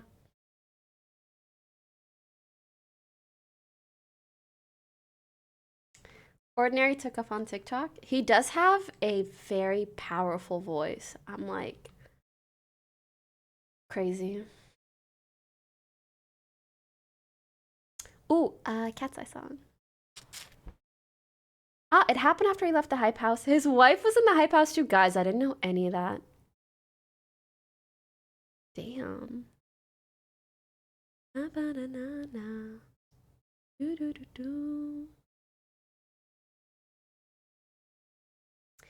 Where'd you get your dress from? It's so cute. It's actually not a dress, it's a top. But isn't it cute? I adore this top. I also feel like butter has so been the color of the summer, and it's part of my color analysis. So I've been doing a lot of shopping this summer. This top is from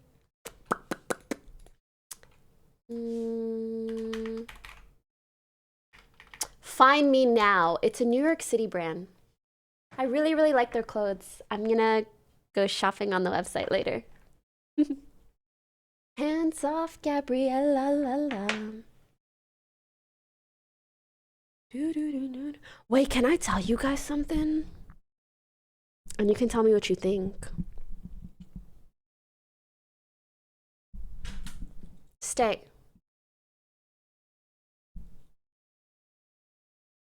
Okay.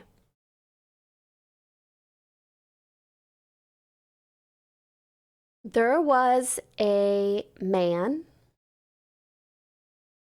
that I was working with in the not the O's, no, chill. Vicky, thank you for 19 months. There was a guy man, one of those.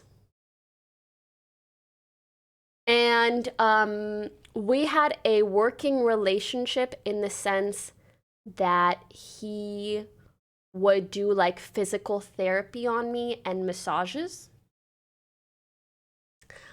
I'd never hung out with him outside of an appointment. And then I haven't worked with him in a few months, and out of nowhere, he texted me and he said, "Hey, my friend invited me to a wedding, and you were the first person that I thought of to bring as a guest. Would you be my date?" And I thought that was odd because we have a working relationship, and also, how am I the first person you think of? I haven't seen you in months. And shut up, massage at the wedding, stop. And more than anything, I was just a little bit confused because I'm like, we have like a working professional relationship.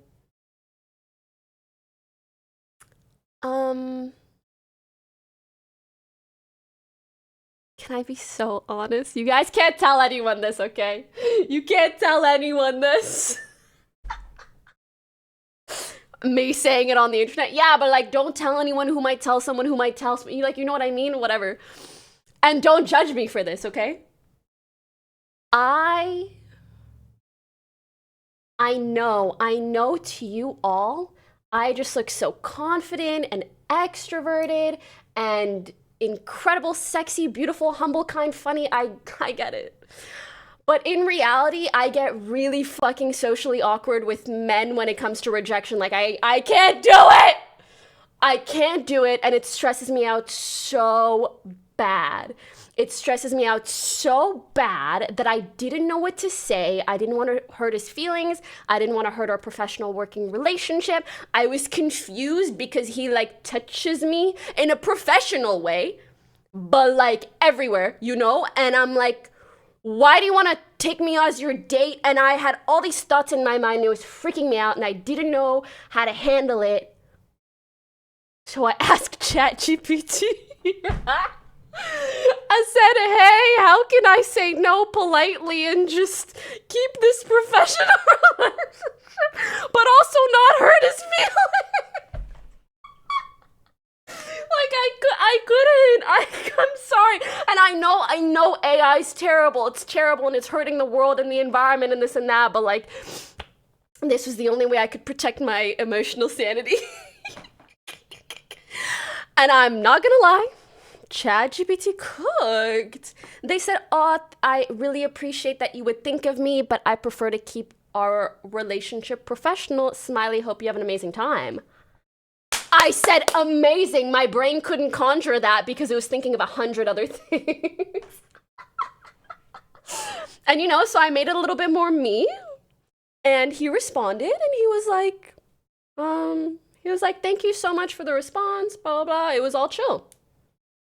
But now I'm like, can I still work with you? Or will you be like rubbing up on me and I'm going to be like thinking about that, Whatever. That's a problem for another day. But guys, was that not like kind of... Okay. Thank you, ChatGPT. Thank you. Maybe he used AI to respond to you. That's fine. All of a sudden, AI is speaking to each other. I'm okay with that. I'm not really trying to talk anyways. You know what I mean? I'm really not trying to talk anyways.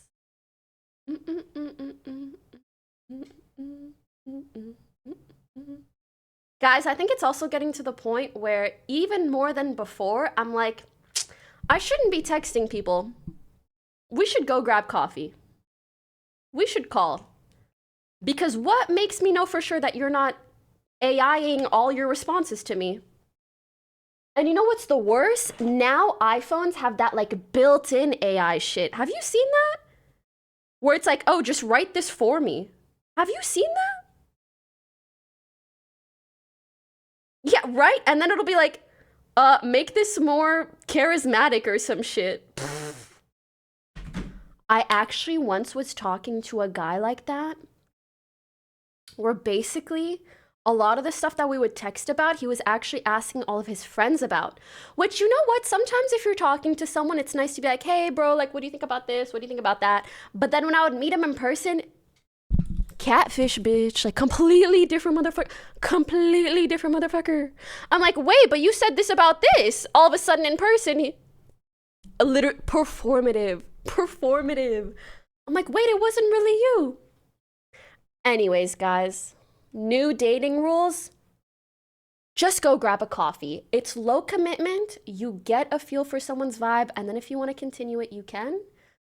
But spending like weeks texting someone or doing this or doing all that, bitch, are you my part-time job? Also, it's just too easy to get like personality catfished.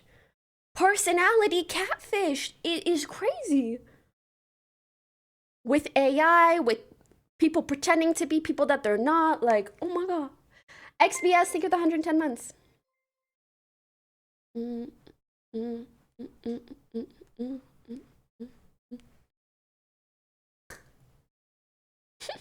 Is that only in LA? You guys tell me, because I do think that my dating experience is very, very skewed. Living in LA, being a public figure, etc., etc., etc.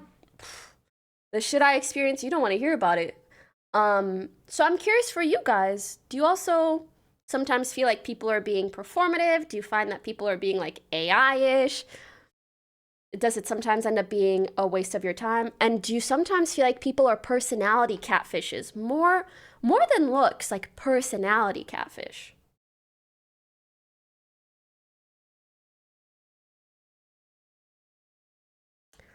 I think that's LA. What's the point of catfishing your personality? Well, basically what they like to do is, for lack of better words, trap you. I know that's aggressive, but genuinely, sometimes people just want to trap you. I'm not just saying that, let me tell you, okay? Sometimes someone sees such value in you, they want to be with you, so they play up who they are in a way to get you to fall for them. And then you're attached, and then you're dating. And then they're like, and then they slowly start revealing themselves. Little easy 3-7. And I know to some of you guys, I might sound like a little kooky or jaded. I'm pausing the music so you could really hear me when I say this.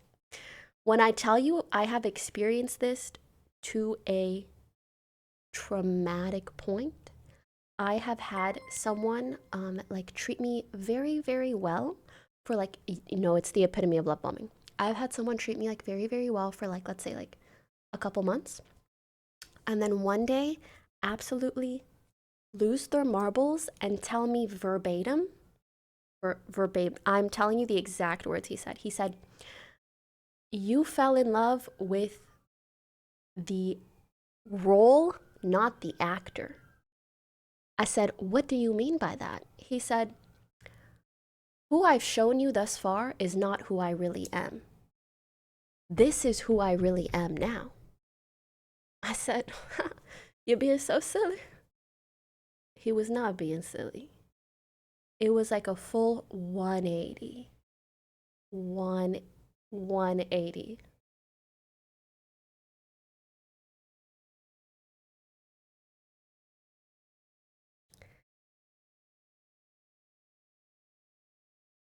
And I don't know. It was scary how much of a difference that there was. And also to try to reconcile in your mind certain experiences you have with someone and then them behaving very, very differently. Them saying certain things and then all of a sudden it was kooky beans. And that also, unfortunately, sometimes makes it hard to trust people. But I don't ever want to be someone who's like jaded and not trusting and whatever. I try really hard to instead view things from a perspective of like, time never hurts. Taking your time getting to know someone never hurts. Time reveals everything, and time is good, and you never have to rush into anything ever. I really like the song. But yes, imagine someone telling you dead ass, they were like, I've been acting this whole time. And on one hand, like, at least he said it, but on the other hand, it was just weird. And then afterwards, he was kind of like, really controlling.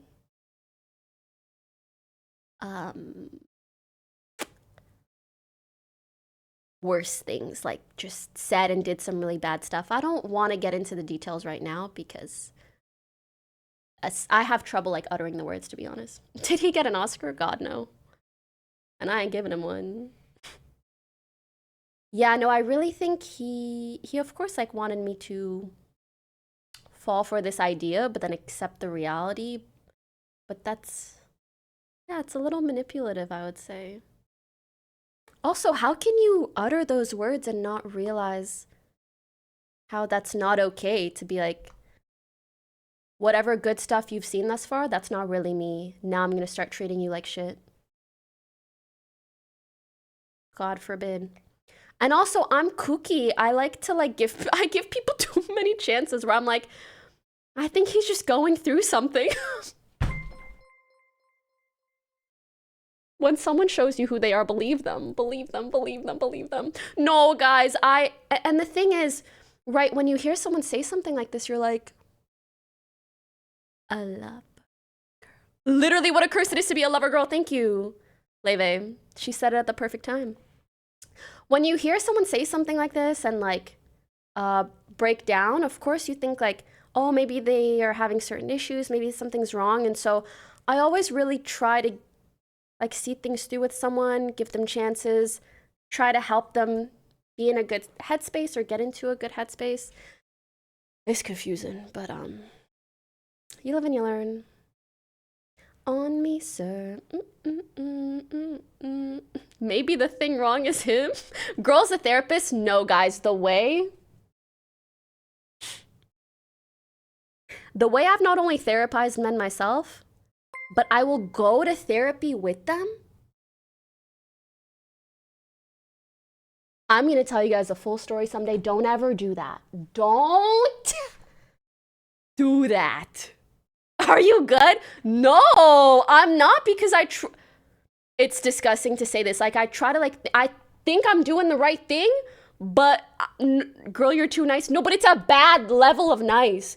And let me tell you, there have been people whose therapy I have paid for. I've tried so hard to help them, and they've continued to hurt me, to lie to me, to hide shit from me, like the craziest shit.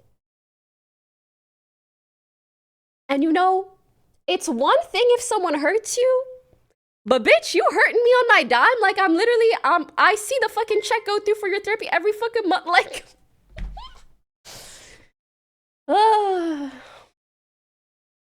but, and listen, I know this is kooky a little bit, but I'm really just telling you this in a way where like, oh, I've processed all these things. I've learned from all these things. And at the end of the day, even if I want to be, even if I want to say like, oh, that's wrong, don't do that, blah, blah, blah. Sometimes you just need to learn by experience. And at the end of the day, all the instances that I've gone through, all the bad or good experiences, like, it's me really trying my best. It's me trying to have good intentions, to help someone, etc. So it's okay. It's okay. And it did make me grow as a person, definitely. Shady, thank you for the 18 months. Breaking your heart and your wallet, I know. Crazy. But the upside is sometimes the more kooky shit you go through, the more selective you become, the better your filters become. Guys, it almost sucks now that I cannot ignore even like a pink flag if I wanted to. Rangiku, thank you for the 52 months. You really build this feeling like in your body, in your gut, in your stomach, in your heart. They will react to people before you do. Have you guys ever experienced that? Like you'll be like, I just don't get a good feeling about this person. And it's because your body recognizes similarities between them and other things you've experienced before. To me, like that's what a gut feeling is. It's a culmination of all of our good and bad experiences. And now guys, performative men are not, it's not about a matcha and an outfit. Oh girl, it's so much more.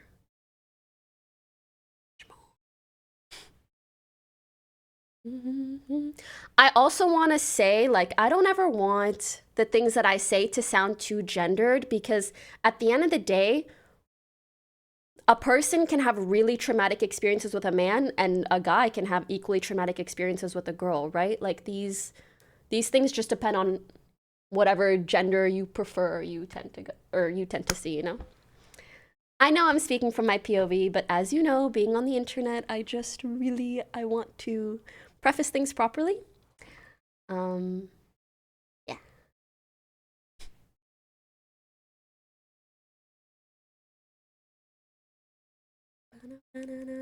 And guys, the other thing is, I think a big reason why I mention this is because I've had really lovely guys in my life who have shared with me like their traumatic and abusive experiences that they've had with women. Like women hitting them, calling them names, all this stuff. And so it's like terrible things happen in all sorts of circumstances. Wait, can I please recommend such a good show to you guys?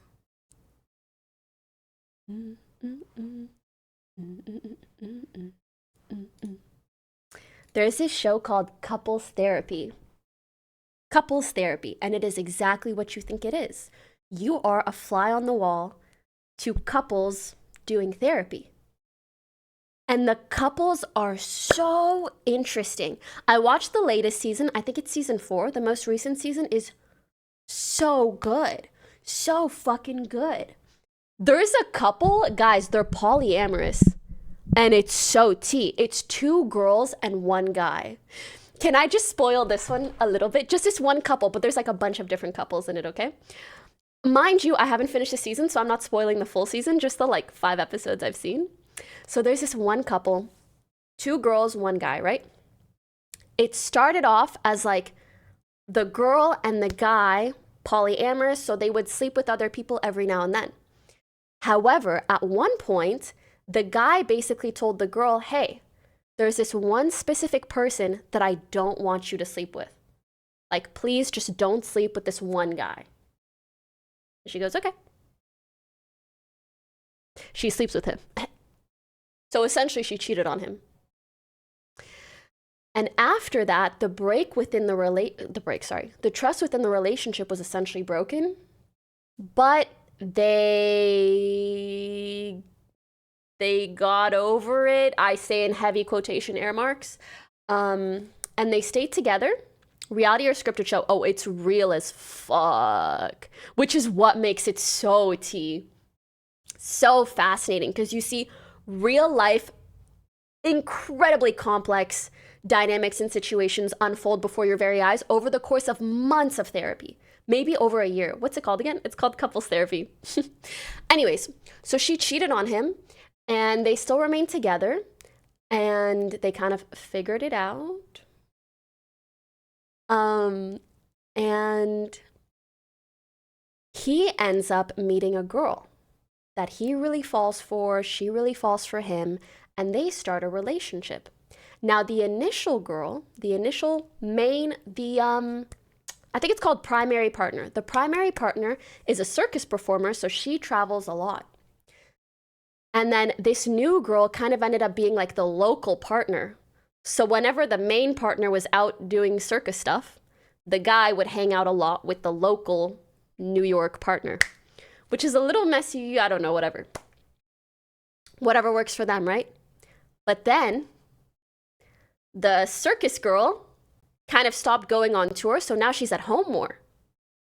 And now both of the girls in the relationship are pissed Both of them want more time with him. Both of them don't like that they're kind of first or second or whatever. And I feel like it's ending up in a situation where like the main partner is actually not happy at all, but she's putting up with like the side girl because she feels so bad about the fact that she cheated on him. You know what I mean? But in reality, she doesn't like that she's sharing so much of her time. And bitch, you see it. You see all three people in a therapy session. You can tell the guy loves like the local partner. You can tell he also really likes the primary partner. But you can tell that the girls do not fuck with each other. And I'm like, how are you in a polyamorous relationship and the girls don't like each other? It's messy, messy, messy, messy. I personally watch it on Apple TV.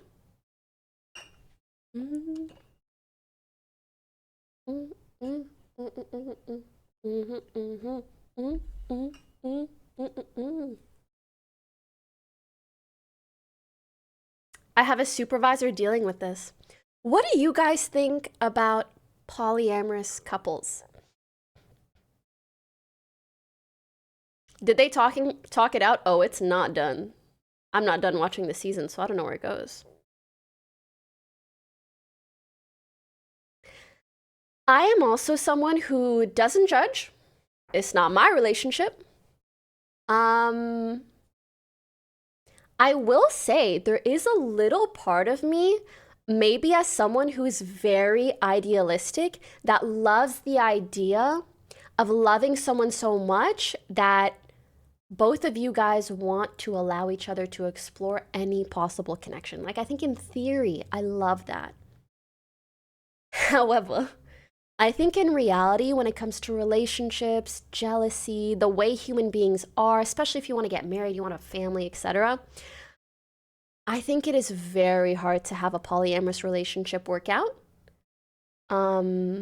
especially super long term. Oddly enough, I think they can work out for like certain periods.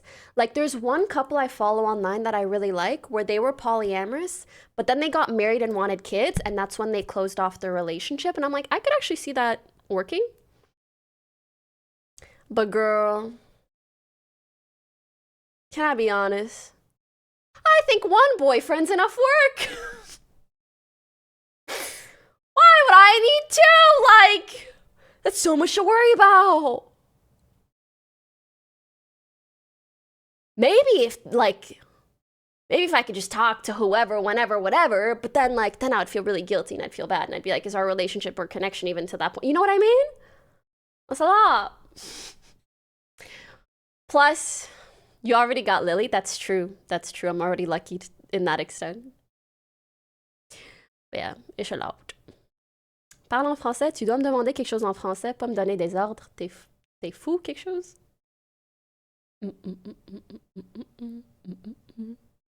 You're such a Taurus, am I?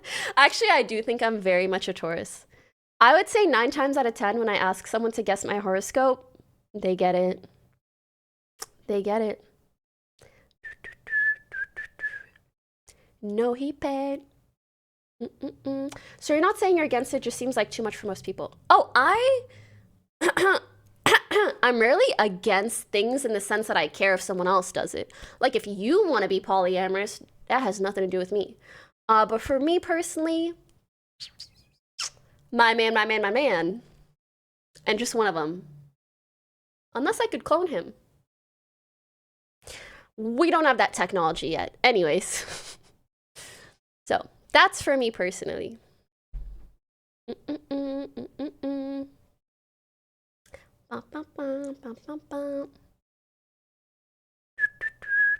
But if someone else wants to be in a polyamorous couple, I wish them all the luck in the world. Imagine calling him and he is too busy and he can't answer because he's too busy with another girl. Yeah, I don't think that's the life for me. Too busy with another girl. If you like her so much, why don't you marry her? Can you let your boyfriend have multiple women? What is the point of me? What do you mean multiple women? Liv, thanks for 28 months. Avi, thank you for the 6 months. At the very least, it should be like even. Like if the guy can have girls, the girl can have guys, you know?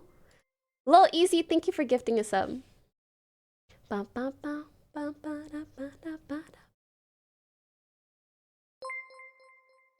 Do, do, do, do, do. Mm-hmm. Oh, it's hard to. I'm mispossessive, so sorry. But happy for everyone in poly relationships. Sheesh, I could never. Yeah, I don't even view it as like a sheesh, I could never. I'm really like, if that works for you, all right. I think I'm just so confident in my preferences that I can just as equally put myself in the shoes of someone else who's very confident in their preference.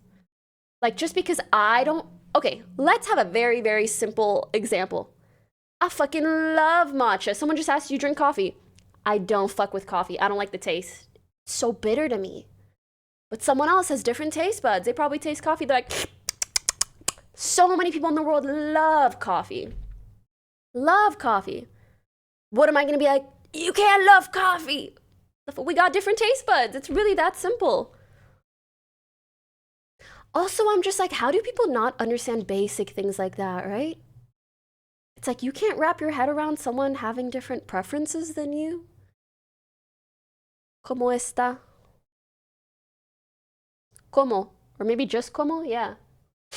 Oh. Coffee latte, thank you for the 37 months. I'm also, I'm what a lot of people would describe as like demisexual. I guess I am demisexual. Where like, I really don't feel attraction towards people that I don't know personally. Like, I'm like, let's talk and hang out for 3 months and then we can hold hands. Like, before then, I just don't have any interest in that. And so in that same way that I'm like, that is how I prefer, or like, that's how I feel attraction. I'm like, I can imagine there are people out there in the world who like can just meet someone and feel that attraction. Like, we're all built a little bit different. You know what I mean? Al Floyd, thank you for the 13 months. Chloe Sheesh, thank you for the 14 months. Loopy fan club, we love Loopy. Are you not love at first sight, girly? I could see someone and be like interested in them at first sight, but I don't have the desire to like be physical with them in any way right away. Like, I need to know someone for a very long time. I wish you were right here. Most people are dating within the first week. That's crazy, bro. What if like 2 months into dating, he's like, I was pretending that whole time?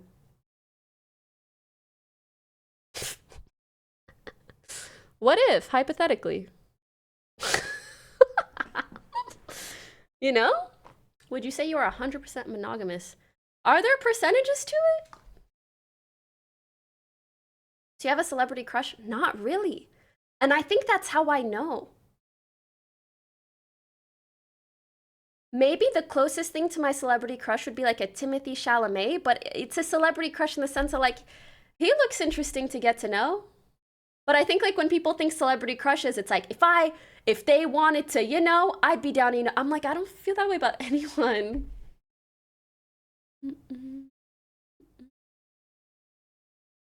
As a gay man, dating is non-existent in our culture. I actually think that's so funny.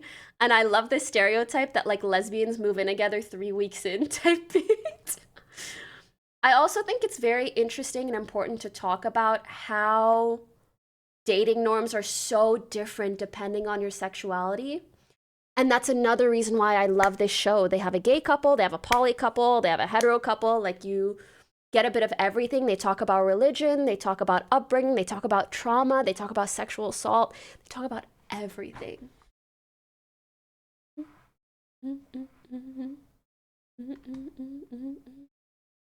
8 years together with my boyfriend, he didn't leave after the first date. I think it is really so cute and amazing that it worked out for you guys. And it just goes to show, like, it's different for everyone and it goes differently for everyone. And you guys can let me know if you disagree. Like, I could be wrong, but I feel like what I've experienced thus far, being a public figure, like being who I am publicly, it just requires me to go about dating in a more delicate and cautious manner, unfortunately. Like, I wish that wasn't the case, to be honest. A little easy, thank you for the 5 gifted. But yeah, I feel like I have to be very careful. Unfortunately. So that just results in taking things slower and being cautious, yeah.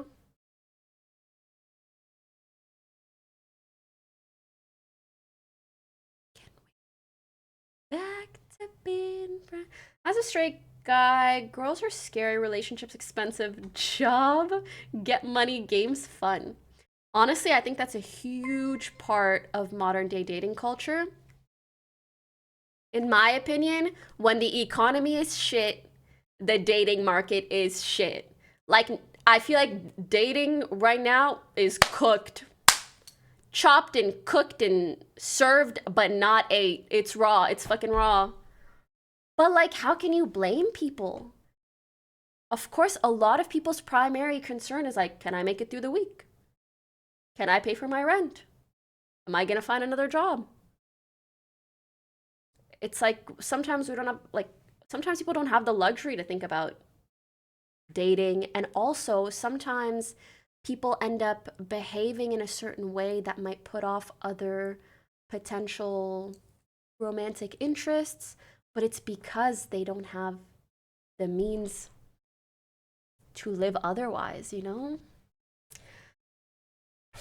But hopefully the market will straighten itself out. You know, when things go up, sorry, when things come down, they must go up at some point, right? So, yeah,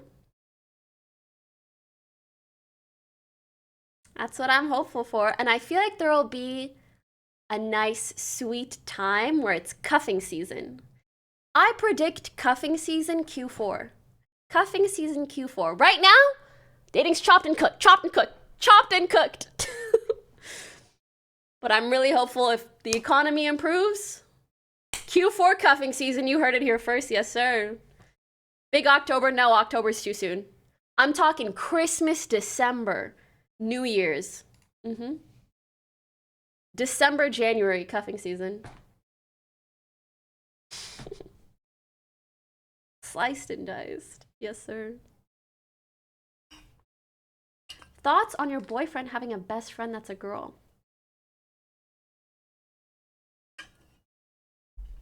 I'd say it's suspicious in 90% of cases. There's a 10% where, like, maybe, but in 90% of cases. Actually, if she's a lesbian, it's cool.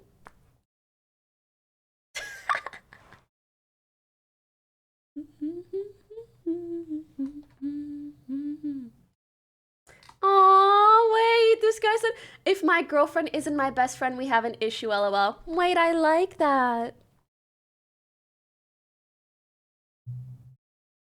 That's really cute. I'm with that. I'm with that. You know what? My boyfriend's best friend should be a girl. And the girl is me, bitch. What about it? I like that.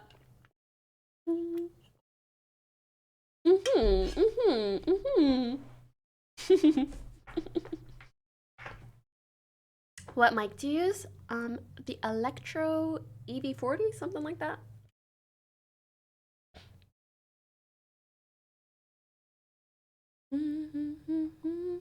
What if the girl best friend used to have a crush on the man?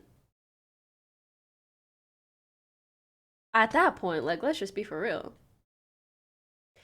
I think sometimes as friends you can move past crushes and things of the like after years. But even then, it should be like maybe like a friend, like someone you know in life. A best friend, like you're texting them all the time.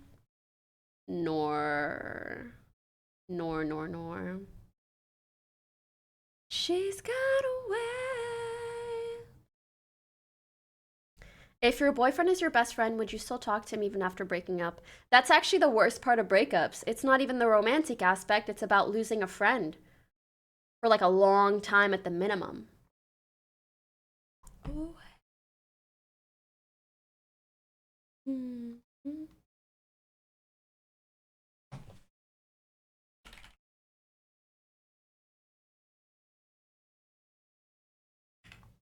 She got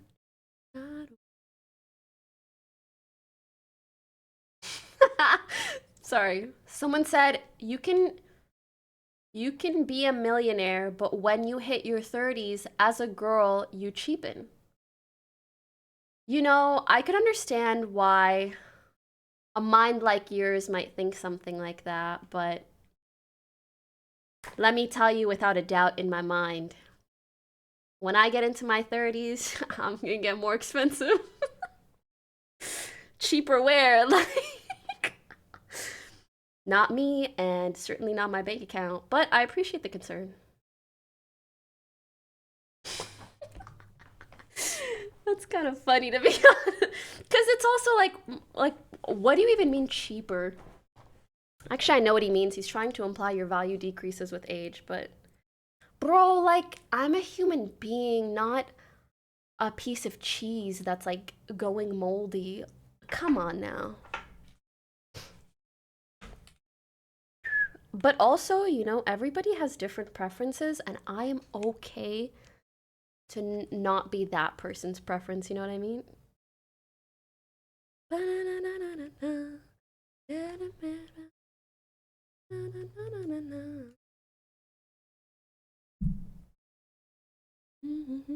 I agree, 30 is young. I feel like I'm gonna have such hype 30s. Was that negging though? Could be, yeah. Sorry, my dad's calling me. Salut, ça va? Je stream, by the way. Yeah, what's up? Lachen?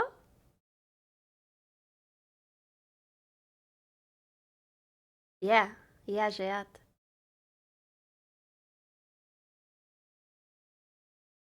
Mhm, mhm.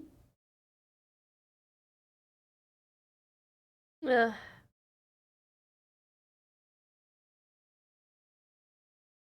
Please tell me it wasn't bad. Qu'est-ce qui s'est passé?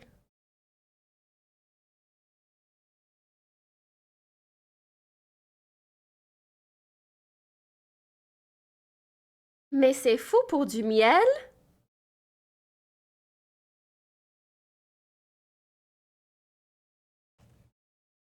Et tu dois pas faire ça pour les autres pays?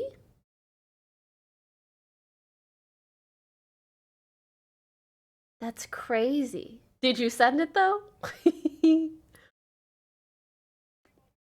Okay, working on it. J'attends pour m'été.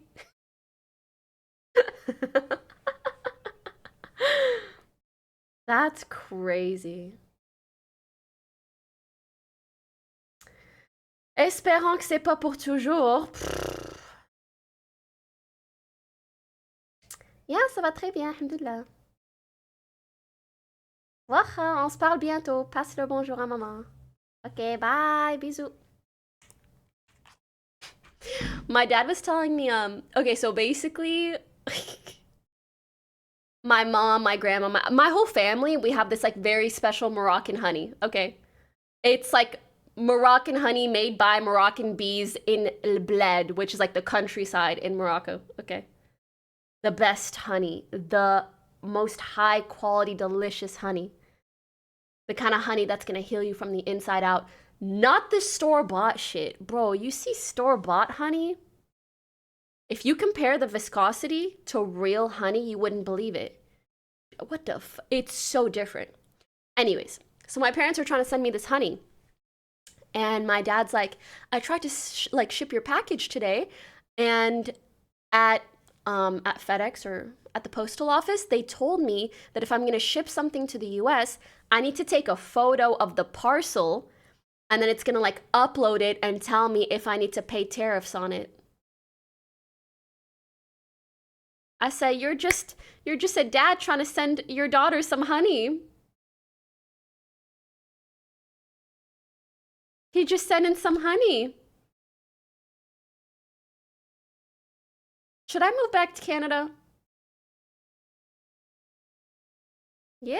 I was like, oh, I'm so sorry. And I was like, did you send it though? I'm waiting. Because I love, my new hyperfixation is teas. I love teas. I love tea. Run while you can? Oh, that's scary. I have a visa, not even a citizenship. Part of me thinks of living like a nomad-ish life where I like spend a month in one place, a month in another place, a month in another. Yeah. Ba-na-na-na-na. I love some min.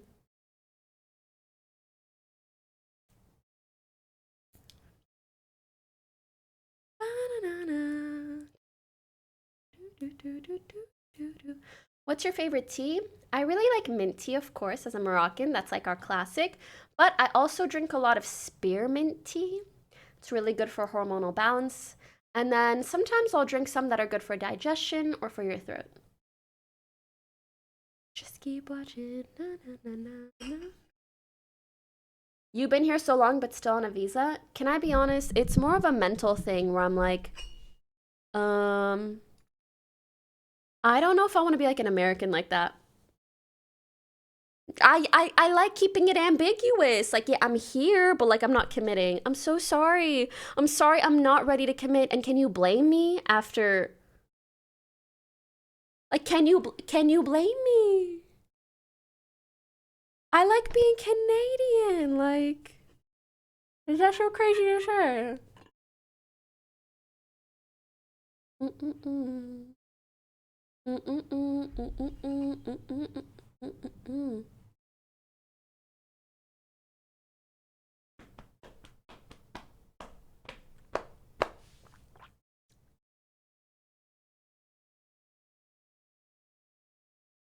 Give me matins. No, he paid. I am excited for the new Doja album. I really like Jealous Type. Your room is so cute. Thank you so much. Ba, ba, ba. Do you follow politics? I've actually, for the last 2 months or so, I've been watching the I've Had It podcast. They are so lovely, so interesting, so captivating, engaging, so funny. I just kept seeing clips of them and I was like, I should just watch the freaking pod. And then, I mean, with everything going on, it's interesting that it's essentially become how I get my news. Isn't that incredible? Like, it's one thing to think, like, oh, yeah, cable TV is a little bit dead. But once you live it, once you find yourself watching the same, maybe podcast that ends up being your news channel every day, you realize, like, wow, this is just like a new way of what my parents used to do. Every day, my parents would watch Al Jazeera or some random TV news network. And now I just listen to a podcast that tells me my news. And on one hand, it's like, depending on the podcast, the news might be accurate or less accurate, or biased or less biased. But really, is that not the same as any news network too? What do you guys think? Do you feel more comfortable trusting a news network or maybe trusting a creator, a person, a podcaster that you feel connected to? What podcast? The IHIT podcast. I've Had It. It's just called I've Had It. You've probably seen their clips online before. They're so fucking funny, man. Low key, I also started watching them because I felt like their clips and their content was so interesting. I wanted to take inspiration from their dynamic for Sweet and Sour. Not that we talk about politics, but they just get along so well. And I know right now a lot of the stuff that you'll see on their channel is like hyper political, and they have always talked about politics. But I really just wanted to watch them because I like their back and forth. I find it really funny and interesting. The way that they call back to certain jokes, the way that they address their audience. It's just interesting, yeah. I try to get multiple sources. That's interesting. Yeah, I had been watching them for weeks. Then I saw Hassan was on their podcast.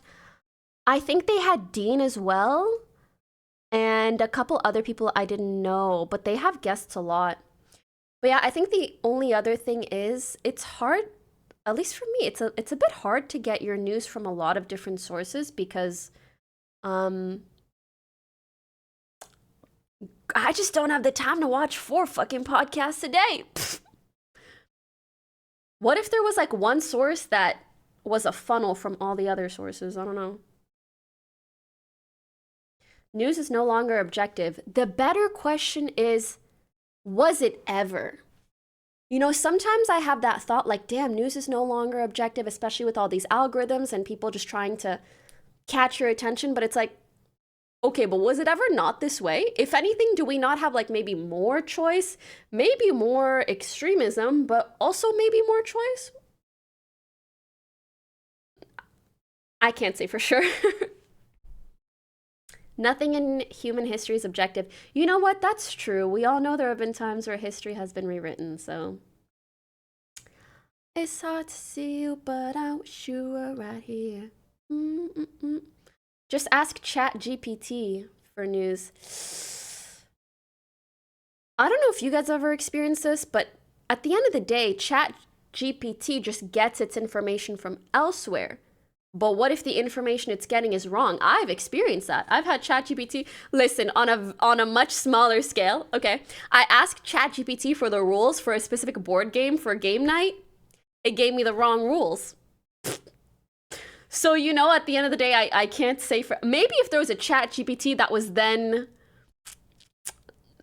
like checked by professionals in whatever field that you were researching. Was it for Codenames? No, it was for... Is it Risk? It was something like Risk. No, it wasn't Risk. Oh, the name is on the tip of my tongue. There are different characters in the game, and every character has a different power. There's like an assassination person. You guys know what I'm talking about? No, not Clue. Coup. Yes, Coup, not Clue. C-O-U-P. Coup, that board game. Guys,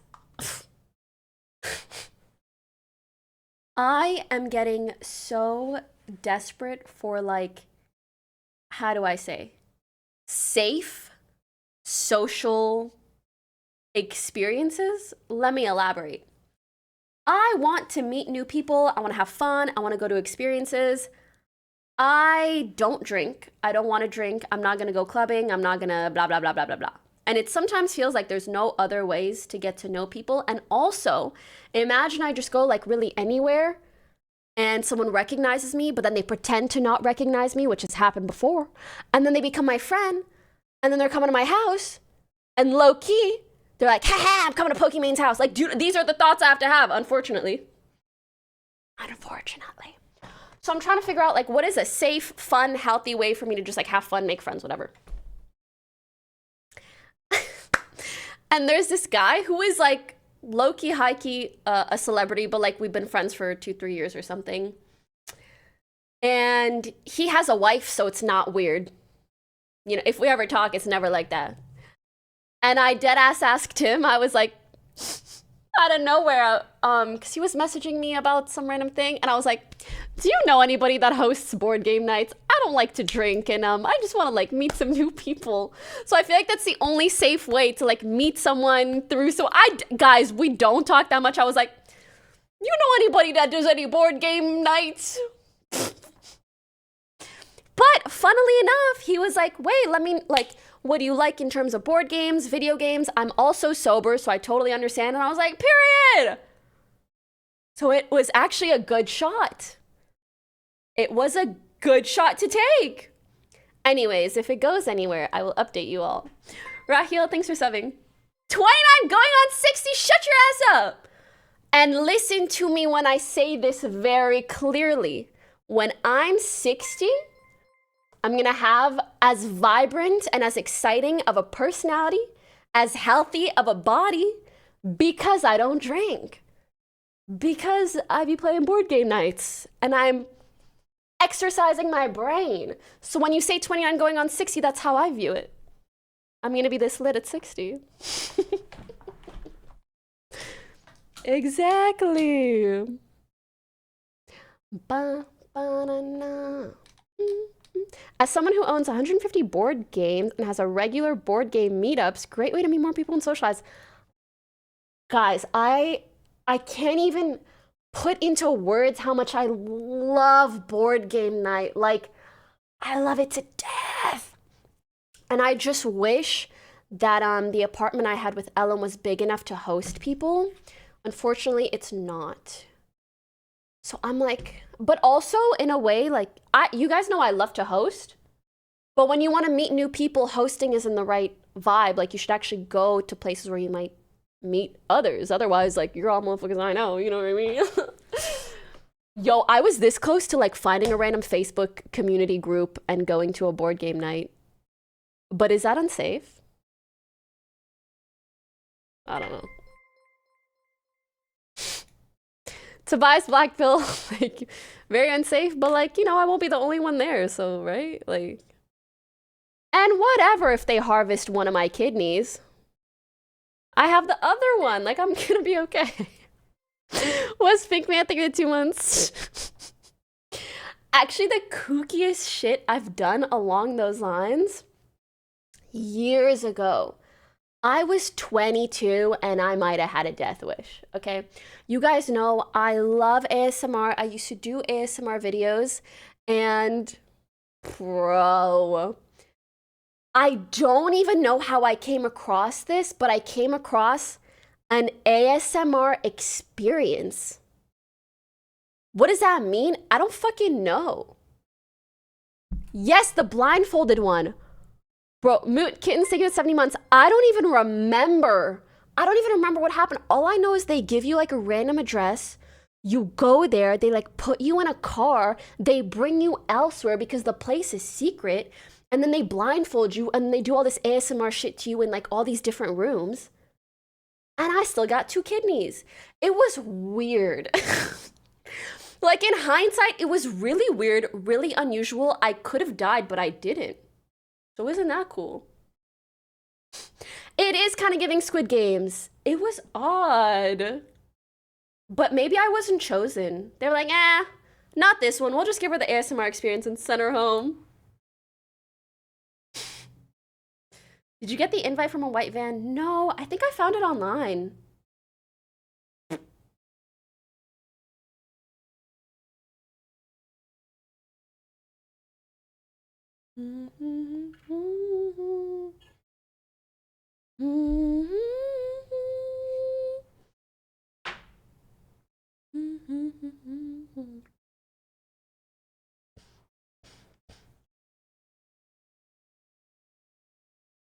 I never watched The Summer I Turned Pretty. Is it good? Why are you so nonchalant about that? Because I lived. I lived, bitch.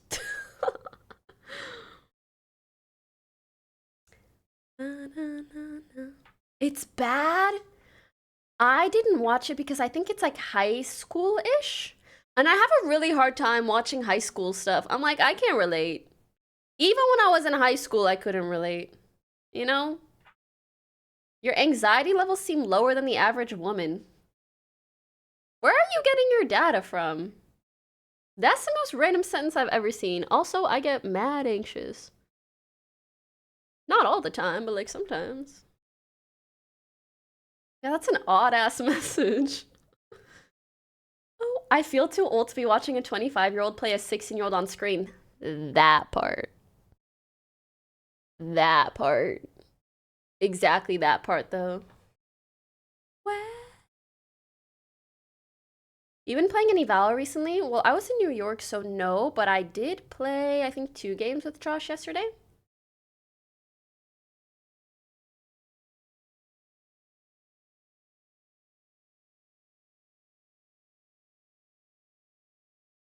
We were watching 30-year-olds play high schoolers when we were younger. Yeah, but now I'm not younger. You get what I mean?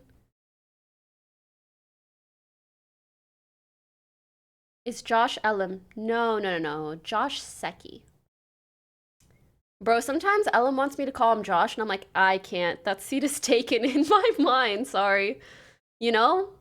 Only got room for one Josh in my brain. You could be Ellum, though. Like, you could be Ella. Some days I might call you annoying. Some days I might call you something else. But, like, in general, you could be Ella. Is that cool? Call him the Bingler? Never the. Maybe Bingler. Actually, I'm not gonna call him Bingler. That kind of sounds like a slur.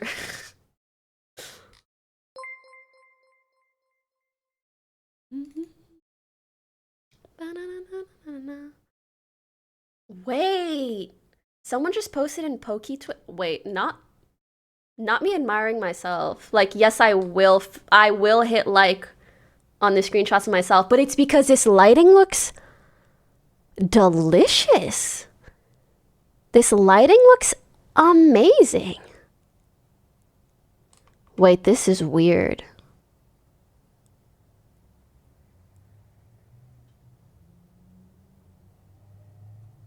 Anyways, I can go on Twitter, I guess, cookie beans. But bro, this lighting looks so good. I'm so happy. Wow, wow, wow, wow, wow. Do, do, do, do, do, do, do, do. I wish I looked so good. I complimented myself with the word delicious. I'm telling you, let me give you a makeover and you sit in this seat, you're gonna look just as delicious. I think you guys have to understand, really, at base, I think almost anyone can be attractive. You just need the right steps to get there and the right lighting. The right lighting. I'm telling you. And if you don't believe me, that's okay, but you really should. You really should. You really should. Can anyone be unattractive? Yeah, as soon as someone's a big fat asshole, I don't give a fuck if you were looking like a 10 before. All of a sudden, you look like a big asshole. It's gaping.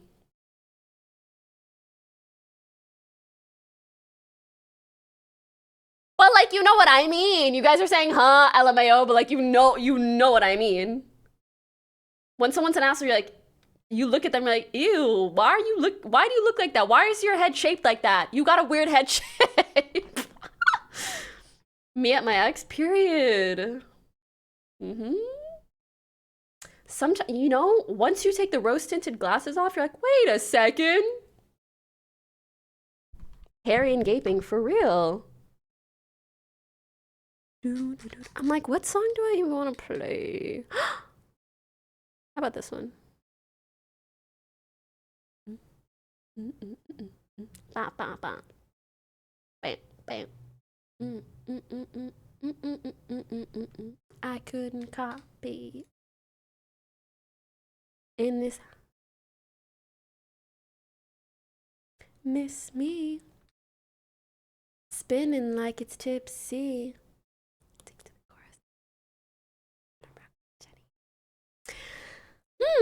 I wonder how the Blackpink tour ended. I kind of had a conspiracy theory about it, but that's besides the point. Hi, Streaming with Addie. How are ya?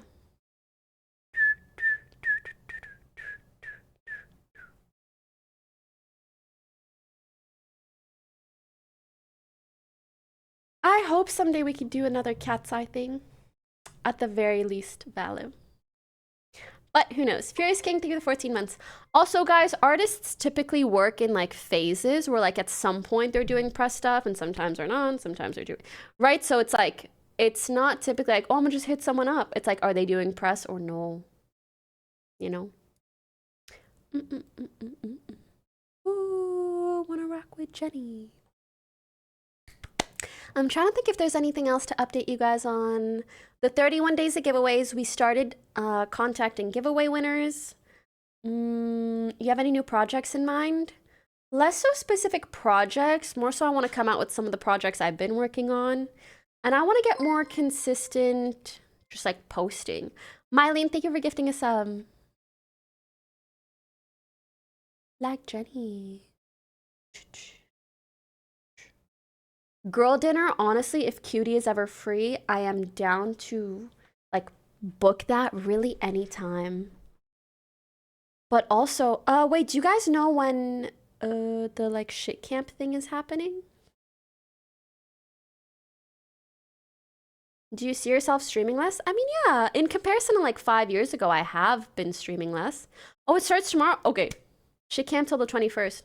Oh, wait, it's only 3 days? Or wait, huh? 2 days? Okay, wait, I thought it was gonna be like a super long time, so I guess we could probably do something. Yeah, in comparison to years ago, I don't stream as much, but I'm still here. And I think those things will change depending on what else is going on in my life, but I like going with the flow.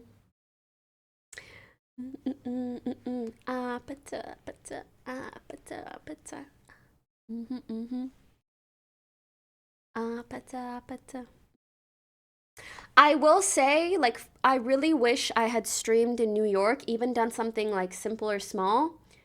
And usually I totally would, but when I tell you, like, I have been unbelievably sick, tired, dead. No, bitch. I need to tell you guys what really happened in New York. I'm taking my rings off for this. I'm pissed. I had the absolute weirdest experience, and you can tell me if I'm in the wrong. Okay.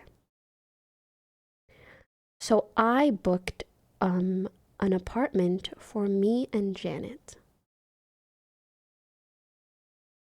I'll play the music. I booked an apartment for Janet and I. Say tomorrow, but tonight go crazy. Meet me at the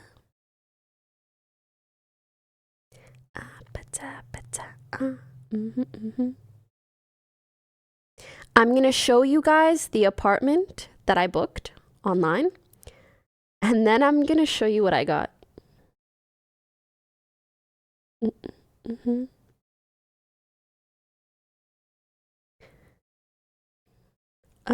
Oh, don't you want me like I want you, baby? Like I need you now. Okay, so this is what I booked.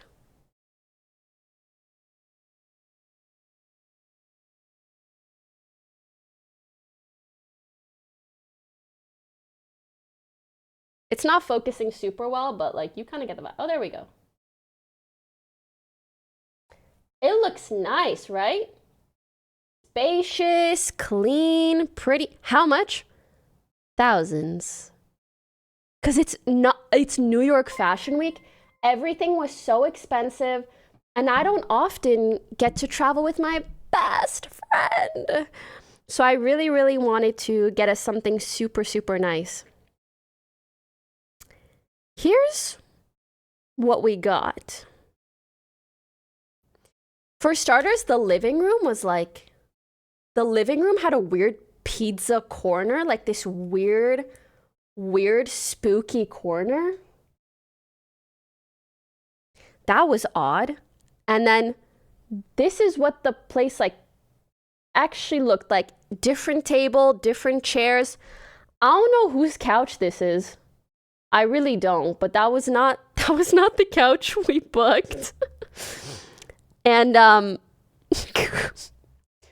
TVs did not look like that in the photos whatsoever. Wait, can I show you guys just something so peculiar? Like, truly peculiar.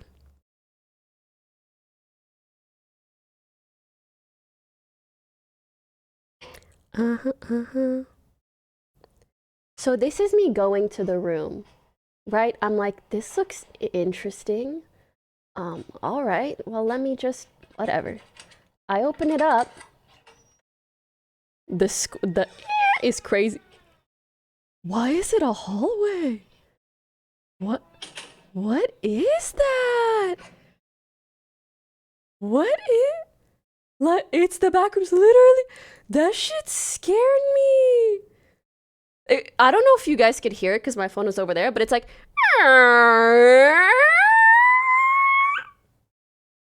and then a weird hallway.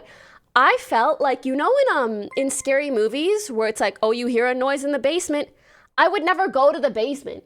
Oh, you see a dark, dark hall. I would never go into the hall. I'm not trying to die. So when I see this, I was like, I would not even go down the hall. It was odd. Oh my God, wait, and I have to say, in the living room, I want to see if I took a photo of it. In the living room, there was a suspicious substance on the walls. Fuck, I don't think I took a photo. There was like a drops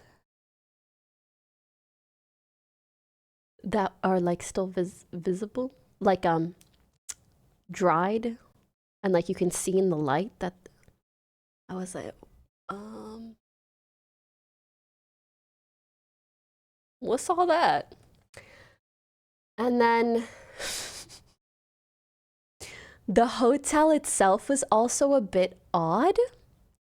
We got there, let's say on like the 9th or the 10th, and I was like, oh, is room service 24/7? And they said, room service isn't available until the 12th.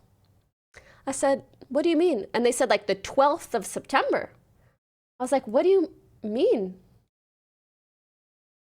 Like you turn that off? And then you turn it back on? Oh no. And then I had to get my makeup done for something. And they called when my glam people were there and they were like, oh, can we let them up? And I was like, yes, please let them up.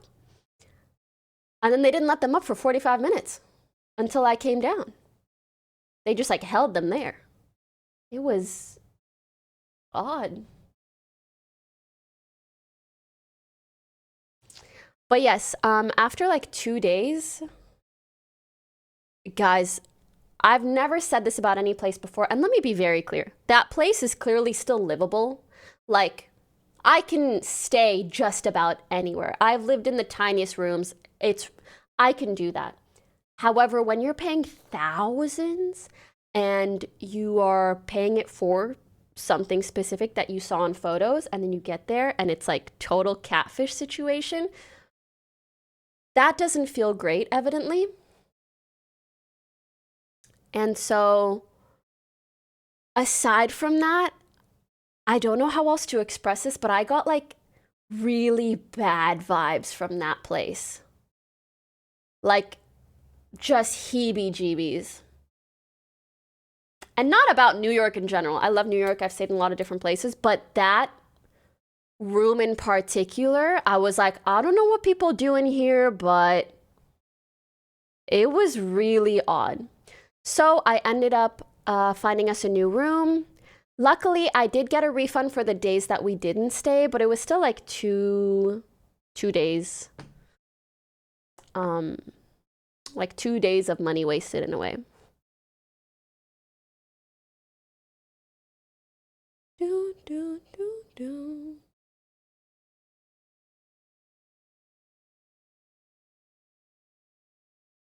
Also, the hotel had pretty good reviews, which I also thought was odd.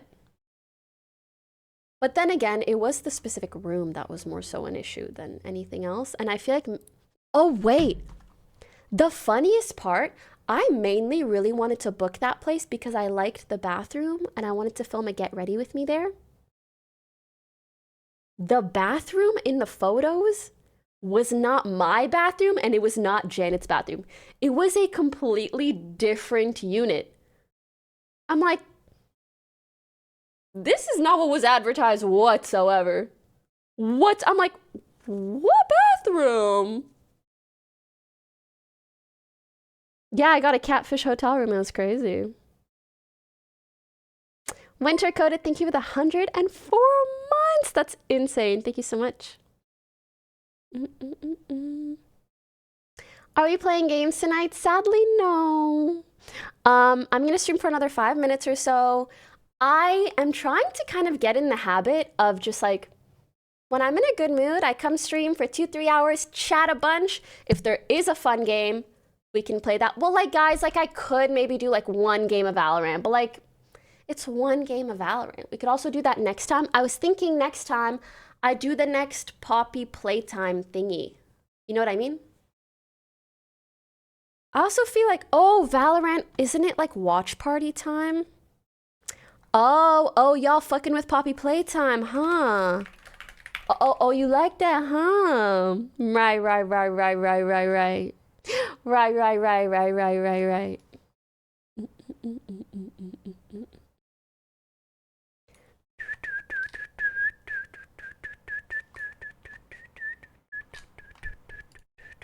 I gotta pee so bad.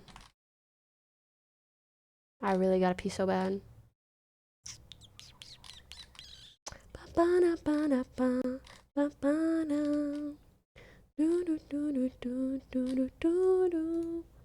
Go piss, girl.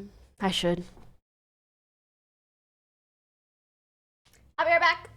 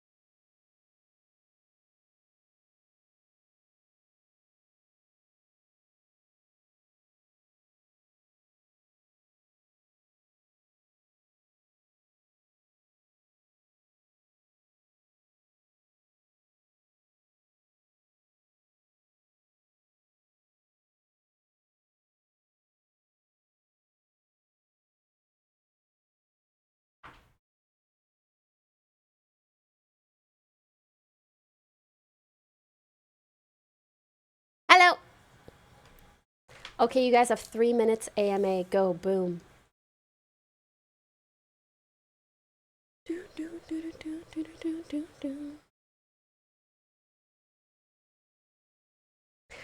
If you're asking about David, just know I posted on my Twitter and my IG. Did you go to smoke? Yeah, I was smoking it up on the toilet.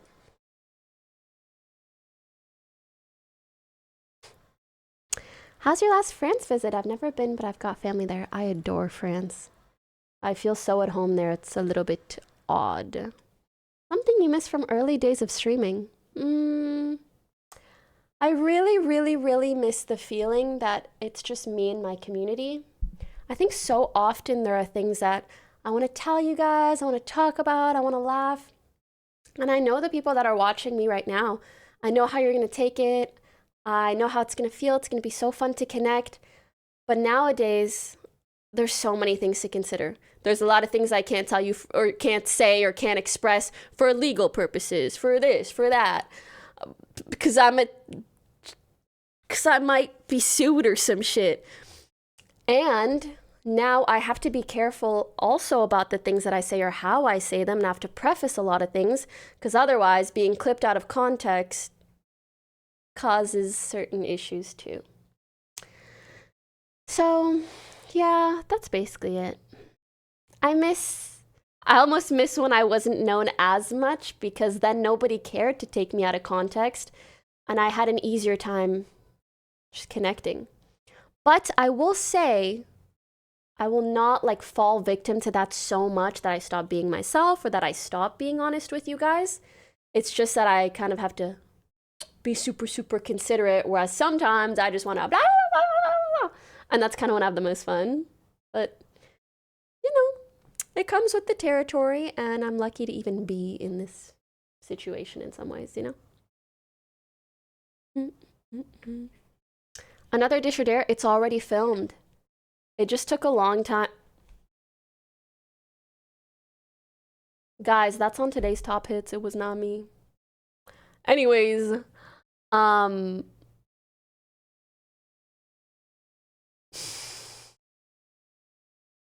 yes, it's been filmed. Unfortunately, the editing has taken a while, primarily because there was a death in the editor's family. My editors are not having good luck. But either way, it's almost done. So I'd say it comes out in the next month or so. But I'm the jealous type. I'm the jealous type.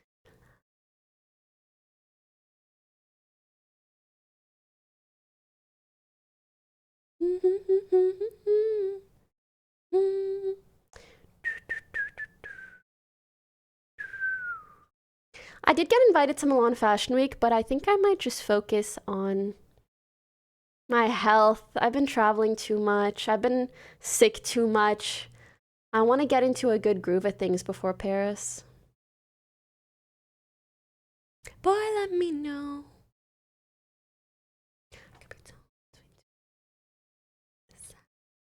Which one is leading me to hello paradise? Why are there 3 fashion weeks back to back anyways? Did you know it's always like that? There's fashion weeks everywhere. Almost all the time, and very, very cyclically. I'm jealous. I'm jealous. I have heard the Temple of Valorant anthem. I'm so proud of them. The jealous time. All right, my loves. It's time to go. But I'm so happy. I had such a good time. I hope you guys had a good time chatting with me too. Yeah, I really missed streaming. I really enjoy it. I love the feedback loop of streaming where like I can hear what you guys say right away. I can answer, like just this level of connection you can't find through any other medium, which I adore, right? So I hope you guys had fun. I'll see you very soon for Poppy Playtime. And till then, take good care, okay? And make sure to check out my IG and my TikTok. I'm a little more active there. And yeah, thank you guys so much. The love in the chat right now just warms my heart. Thank you. You guys made me a very happy girl today. Thank you so much for joining me. Like really, throughout all my years of streaming, it always, always, always feels like such a privilege and so something that I'm grateful for, that anybody out there would share these hours with me. It really makes me so happy. Thank you so much. See you soon.